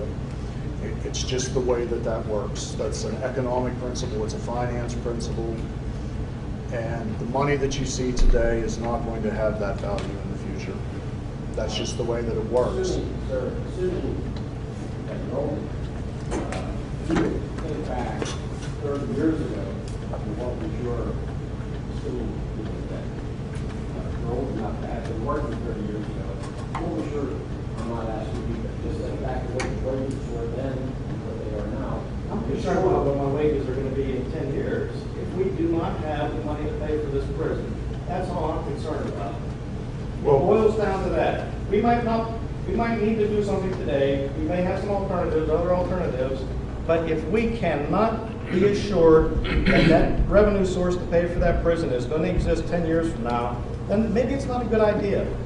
Maybe it's just not a good idea right now. I can tell you this, sir. I am currently in graduate school. A lot of my courses are environmental economics, and I can assure you this. The Marcellus shell base is 15 trillion cubic feet of gas. On top of that is Devonian shell, which is another 9 to 10 trillion cubic feet. And we are blessed in this region to have the lion's share of that gas. I wonder what J.D. Thompson said 3 years before he went bankrupt. J.D. Thompson's situation was because of not willing to negotiate differences in prices. That's economic fact. The price of gas right now is at a 15-year low because the supply, when they found out how much was there, they overfracked. We don't know what's gonna happen tomorrow in the whole world. We have no idea what's gonna happen tomorrow. You're assuming. You're making a good assumption, but you're assuming. It's more than an assumption. It's a hypothesis based on mathematical fact. Mathematical fact is not predicting economic revenues from Marcellus Shell down the road from now. How is it not, sir? You have no idea what tomorrow holds. You have no idea. That's right. I think I know better than most. Okay, I respect that, but 10 years down the road, if we can't pay for this, we're screwed. The residents are screwed. Sir, in all candid honesty, if we choose the option, which is to do nothing, that's when residents, as you term, are really screwed, in all honesty. I know it's Because I these understand costs it's a are dilemma. ever escalating. Mr. Zadlak was referencing raises for employees. I'm sure that Mr. Zadlak had raises over his career. That's a normal part of doing business. You can't expect somebody to come to work today for $1 and not give them $1.10 the next year or $1.03. I mean, You already know that 15% of the workforce at the casino was laid off. You already know that. We already know that the Act 13 is pretty much gone in 10 years. I mean, Now, we know does those any- two things to be true, but yet they're being cited as a revenue source. They're being cited as the revenue source. Things like that. First of all, the casino opened up July 1st of this year, and the entire casino opened up. It wasn't started up in phases. So as a consequence,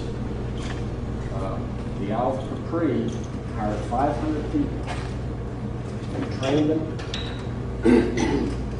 to be there. And that facility started working on a 7 days a week, 24 hours a day. So they hired 500 employees, trained them in anticipation that they would need to staff that facility from now to whenever. Okay, it's a normal practice in a situation like this. And, not Olive Tree, by the way, has casinos in other places in the country. So this is not, to use an overused term, this isn't their first rodeo. So they expected that a lot of these, a number of these people are not going to work out. They're not going to be, maybe they're going to leave, go someplace else, maybe they're just not going to be good employees. So that 15% that they laid off is simply because they overhired for the same reason why they hired 500 people in the first place. They didn't anticipate they were going to need 500 people, but they want to keep the better employees. Again, just a natural part of doing business. And, it's not like they shut down. They're still operating. They're still operating full scale. They're still open 7 days a week, 24 hours a day.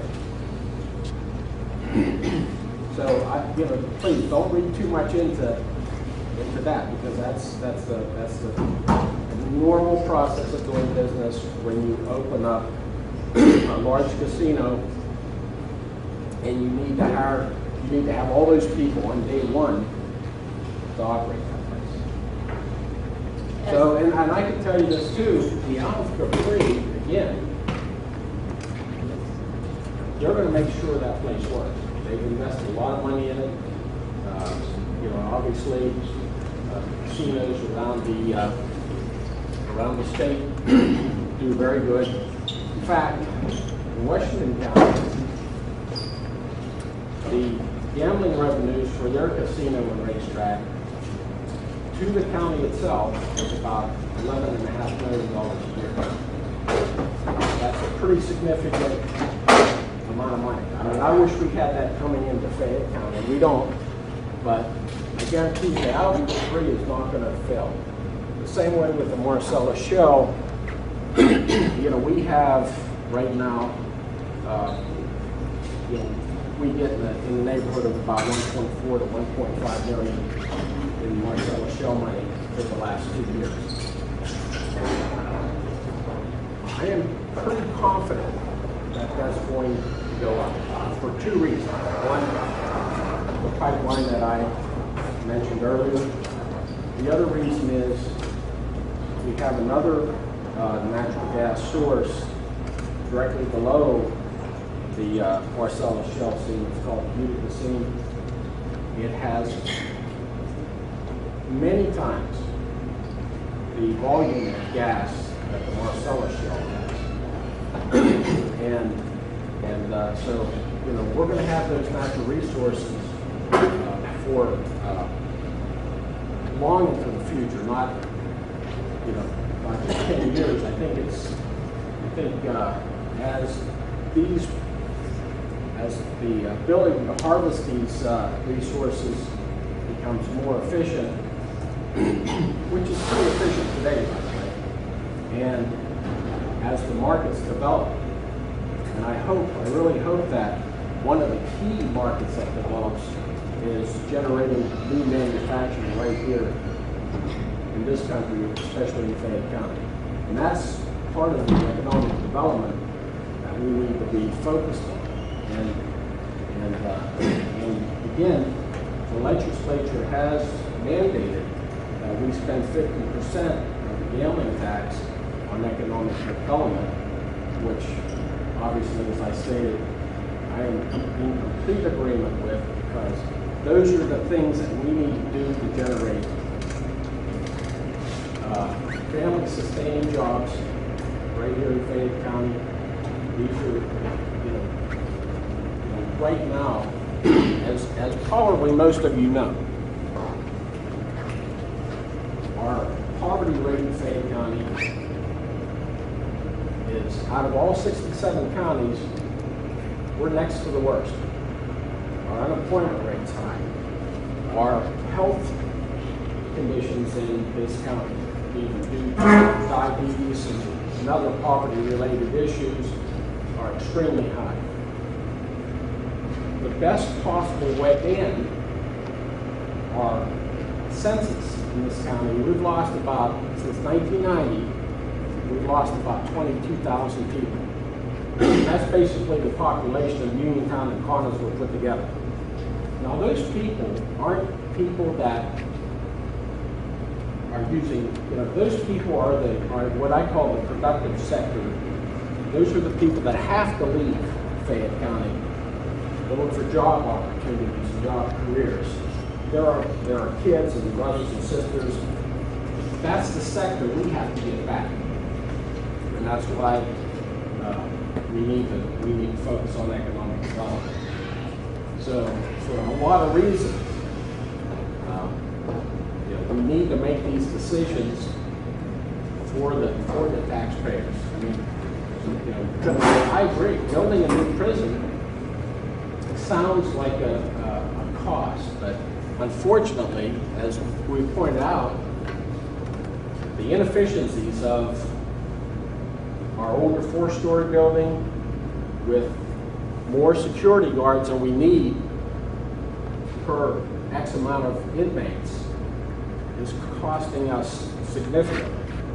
You know, having an annex where we have to prepare meals someplace else, transport them to an annex. And I believe it was 1999 we built an annex, and it was abandoned. Now, nobody wants to talk about the fact that we're operating that annex like it's a permanent fix. It's not. It's inefficient. All these things we have to make sure that we address, you know, in a very professional, reasonable, economically sound way, so we can make decisions that benefit the taxpayers. The annex was opened in the year 2002, not 1999. It was built for $1.2 million in the county. This was before my time. The county issued a bond. As far as any revenue or information concerning gaming and Country Isle and Lady Luck,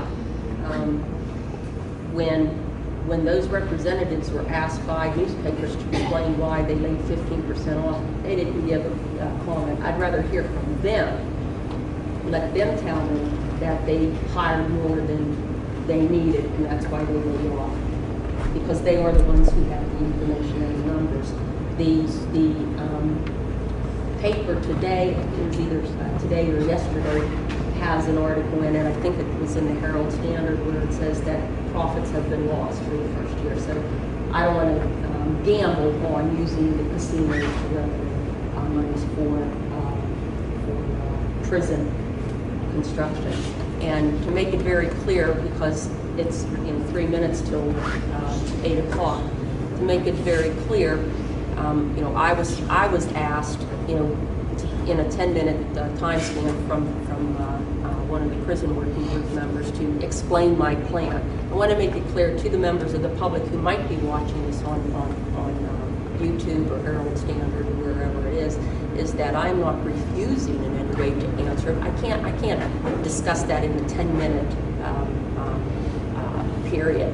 You had the prison working group who had their first meeting, and I believe it was in November of 2012, and you have Crabtree Associates who has worked diligently and long hours in preparing a document to ask this commissioner who's coming. Really, I came here to listen to members of the public, not to present an alternative plan, and it's really unfair to even ask such a thing. For me to do so in a 10-minute span. The report that was given, no one, as I said, I don't know of any member of the public that has ever said, let's do nothing. The plans that have been proposed is to build for a facility for 480 beds, whether it is built on the fairground site or if it's built on our existing site. Has any other options been explored? Read the report. No. Commissioner, I have one question. Commissioner Lally, and again, I'm just learning, and I have to tell you, this is very interesting to you. I'm learning so much. You are giving so much information about the financial aspect of the county capacity to pay.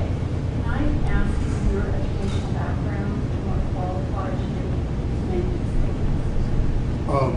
I have a Bachelor in Science degree from Duquesne University with a dual major in Economics and Finance. After graduating college, I went to work for Parker Hunter as a broker, so I have my Series 7 licensure. I am currently a student at the University of Pittsburgh in the Graduate School of Public and International Affairs. A lot of the things that we deal with in public policy and management are issues like these. How do you fund major projects? How do you estimate revenue streams? What is the operational capacity? A lot of the things that we're doing in this group are things that I translate to graduate school.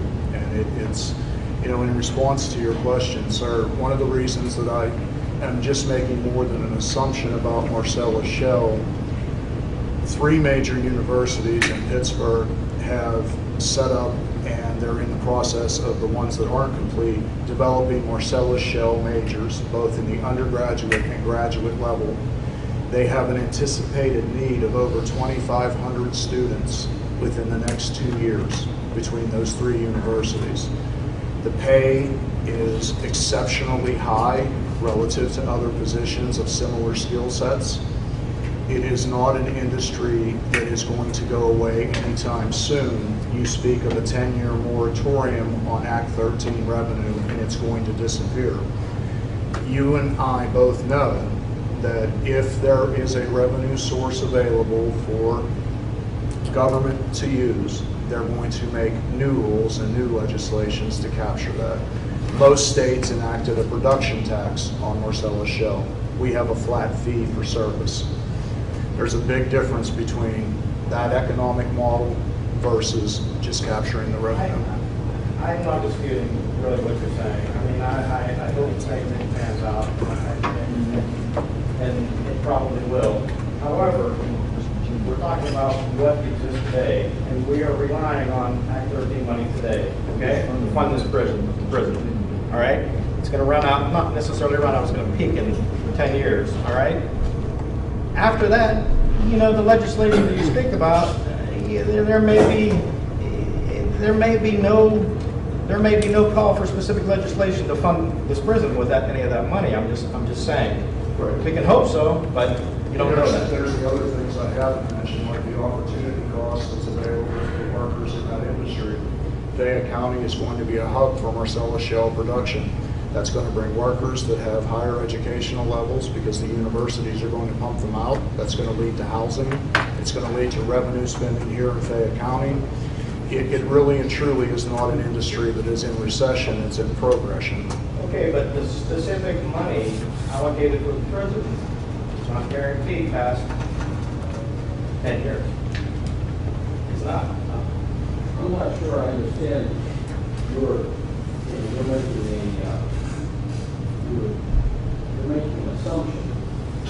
I'm going with exactly what the figures are today. The Act 13 money is going to peak in about 9 years, from my understanding, okay? And then it's going to dwindle progressively after that. We're looking at a specific amount of... Yeah, and I understand. I apologize for interrupting, but I think, you know, we need to look at, you know, what's happening. You know, maybe those numbers that you're referencing was calculated prior to the start of this pipeline that's being built across the Pennsylvania. You know, I'm not sure where your numbers are coming from or where those projections are coming from. But I can assure you, you know, things aren't the revenue from Marcellus Shale over the long term, it's not going to go down. The revenue may not come down, and I'm sorry to be argumentative, sound argumentative. I'm concerned. In 10 years, I'm really concerned about how we're going to pay for this if, in fact, we don't have a guaranteed revenue source. And after the 10-year Act 13 peak, you're speaking about a continuous amount of gas flow, but there's no guarantees that the revenues from that pipeline that you're speaking about are going to be able to be used for that prison. You just can't assume that. You're correct on that, and also specifically the Marcellus Shale legislation put the 15-year cap. After 15 years, that's the legislation, 15 years. And we've used 2 of those years so far. And for the price of the, you're talking about the flow of the gas, on some of the wells that have been spud, it's even less. But there is the legislation as it stands now, when it was passed, said 15 years. We've used 2 of those. So unless Harrisburg changes the law. And they might. Okay, they might, right. But again, you're looking at the question is for the 3 commissioners, how to fund a new jail or any renovations or any other alternatives. And what if Mr. quadruples? I mean, this is a pessimistic outlook that in 10 years, that's it, it's all dried up, we really have a problem. What if during that 10-year period, production doubles, triples, quadruples? What if that happens and the revenue base is so great that we pay the prison off early? I mean, that's an optimistic viewpoint, most certainly, but a pessimistic viewpoint. The legislation presently, it has to be changed. It has to be changed. It may be changed, it may not. I'm just stating what we have today. That's all I'm saying. It concerns me. It truly concerns me. The people of this county that pay taxes, the general population, can't afford to pay anymore. They just can't afford to pay anymore. It's a fact. We're funding the government. We're funding welfare. Welfare, as you spoke, is the main industry in Fayette County. The middle class is funding it. The taxpayers are funding it. We, as the middle class, are running out of money. We're running out of money. Mr. Crabtree, would you like to add anything to that? I cannot. Okay. I'm not an economic expert on Marcellus Shale. One question that was raised, and Warden asked me to discuss our experience in the state of West Virginia. Okay, the state of West Virginia had a lawsuit against a single county jail that resulted in the closure by a federal court of every county jail in West Virginia. That's a worst case scenario that you need to be aware is real for this county. Okay? And so as you're asking yourself, what are we going to do in 10 years? You have to be prepared to ask yourself, what are we going to do in 1 year if there's a lawsuit that closes our jail? That's a good point. And I'm not trying to, you know, I'm just pointing out to you that the conditions in your jail are what lawsuits are made of. Okay? I'm trying to say that as diplomatically as I can. And I will say that much more directly in an executive session if I'm asked to. But you're at risk. Okay? That has nothing to do with your revenue stream in 10 years or your revenue stream tomorrow. I would ask the question, what are you going to do to pay for the boarding of inmates 2 years from now? Not 10 years from now, 2 years from now, when it reaches over $2.5 million a year. What's the revenue source for that?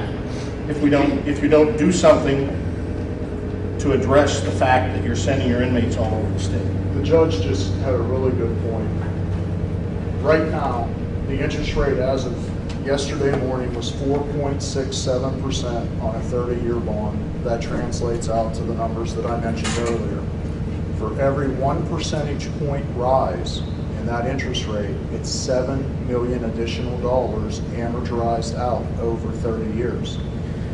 If we go to 6%, 1.9 million becomes 2.7 million in debt service. This is not, when you mentioned earlier, sir, that it seems to be a rush to get this project done. In essence, there is a rush. We are at historically low interest rates in our nation right now. That's a fact. They have been steadily increasing. They've retreated a little bit. They fluctuate, as all things do. But every 1% is $7 million. So if we don't act and we get caught, when the Fed stops buying bonds off of the government, what do you think the outcome of that is going to be? It's going to be an interest rate hike. Some economists say maybe a point and a half immediately on the day the market opens. That 1 to 1.5% is anywhere from $7 to $10 million more on this prison. It really truly is a situation where we can't wait. We've waited long enough. We've been working on this for 1 year now, almost to the day, 1 year. And we've come up with some really good ideas of how to create efficiencies. I understand your concerns. I'm a taxpayer as well. I'm a middle income person. I understand exactly what you're talking about. And it doesn't make me happy to build a prison, but not building a prison is without a doubt the worst decision that we could ever make as a county. That will truly burden taxpayers. And as you said, that's an assumption. But are there any other comments from the board member of the panel members? I was actually just going to comment that by being here and at the last 3 meetings, evidently I've discouraged anybody from asking about the courts, or maybe I've discouraged them from talking about the court's role in it. And that's really all I was here for, was to answer questions. And I'm really tickled that there haven't been any questions. Well, actually, if you don't mind, I'll try to keep it brief. One thing that occurs in the back of my head is that you know, we are pursuing DUIs. I think it's ridiculous the amount that we pursue them. Not that we should or shouldn't be. I just have questions with random stops and so on and so forth. But we're arresting people right enough. Perhaps we should be. But they're flooding our prisons. Okay. I don't know if there's. I don't know what the percentage of the population is of DUIs, and also people perhaps arrested for marijuana use. You know, are those two things going to go down? Those questions are part of the unknown future. Obviously, if they legalize marijuana, it's going to have some impact on a number of arrests. However, most marijuana arrests don't result in incarceration anyway, so legalization of marijuana is unlikely to have a significant impact on a prison population. As far as the DUIs, for people on a first, second, or third DUI, the amount of incarceration in the county level is minimal. 2, 3 days, maybe 5, 10, as no more than 90 days. And many of those inmates or people that have mandatory DUI sentences are already serving a time on house arrest with electronic monitoring. When they get to a 4th offense DUI, and it's a higher 3rd tier, it's a mandatory minimum 1 to 2 year sentence, and that's a state level sentence. So the people that are incarcerated at the county level are generally minor offenders. Generally speaking, there are people whose maximum sentence is less than 2 years, 23 months, 29 days. If it's more than that, it has to go to the state. So the major offenders, once they're tried and sentenced, they're typically sent to the state correctional institution. The county is to hold people pending trial. It's to hold minor offenders for whom other programs, day reporting center, county intermediate punishment, probation, have not worked. It's there to hold parole and probation violators who were on a county sentence and have violated the terms and conditions of the supervision. It's there to hold people that won't pay child support. And we know that they can pay, but I don't think that's a large percentage of it. So the county prison is a niche. Now, the state has tried to force more inmates out of the state and into the county prisons. They've manipulated the guidelines deliberately to try and have more inmates paid for at county expense and fewer at the state expense. I'm bound by the sentencing guidelines the state promulgates. So that's not much that I can do about that. And I don't think it's because of the capacity issue at the prison, but I think we try to watch the taxpayers' money carefully. We know incarceration's an expensive alternative, and we don't use it unless we feel we have to. So on the DUIs, I don't think that the actual number of days in the county prison is the issue on the DUIs. There's a serious offender is more likely to be locked up awaiting trial and not make bond because we don't want to let the community be at risk for that serious offender to get back out and commit another crime while he's awaiting trial, while he or she is awaiting trial.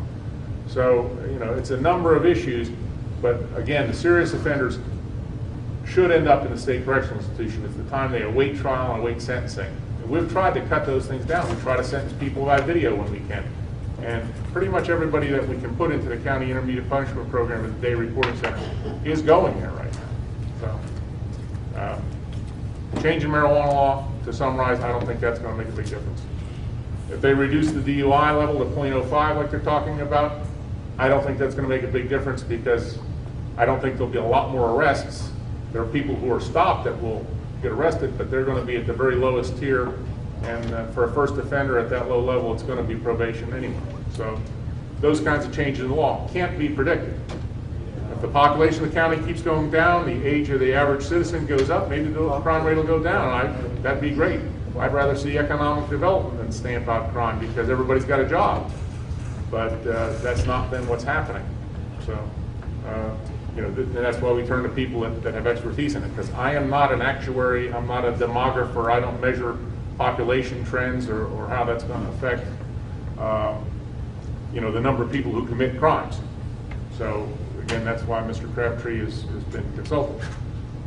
I wish we could all have a crystal ball and tell you how many people are going to be arrested, how many people will need to put in jail next year and the year after. But again, you have to rely on the historic trends because that's really all you have to provide guidance to you. If there's a better way to predict what's going to happen to the prison population than that, I'd love to hear it myself. So. Any other comments from the panel? Reverend Sanders and myself, we co-chair the mental health and the drug and alcohol subcommittee. And our main goal and purpose for being on the prison work group is to ensure that there's a conducive environment, no matter what option is taken, that true rehabilitation and treatment can take place within the walls of the facility. Currently, it is next to impossible to provide any rehabilitation to the inmates that suffer from having mental illness and or drug and alcohol issue. There is no drug and alcohol services currently being provided in the jail other than assessments. We don't have the capacity or the facilities to even provide any type of group therapy. It's very limited individual therapy. It's basically just assessing folks to come up with a diagnosis, medication, and assessments for competency. That's about all we're able to do. So when people are leaving the facility, Are they rehabilitated? When it comes to our realm of business, probably not. Then we see recidivism. So that's the purpose of our role in the community, so we point that out. We're currently trying to do work more in the rehabilitation side of employment and mentoring and all the things that need to happen within the walls of the institution. We just don't have the capacity, the spacing, the classroom to be able to do the training that we need to be able to do. We would do the same if we had one person or 500 people. We're still going to try to do the mentoring, the training, the rehabilitation, to get them back into the community, to be a productive part of society. We just don't have the ability to be able to do that. With the space that we have now, we are currently helping individuals get employment.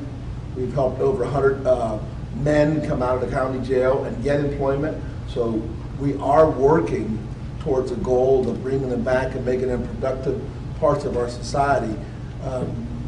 Just need some assistance to be able to help with the institution being modernized or a new facility.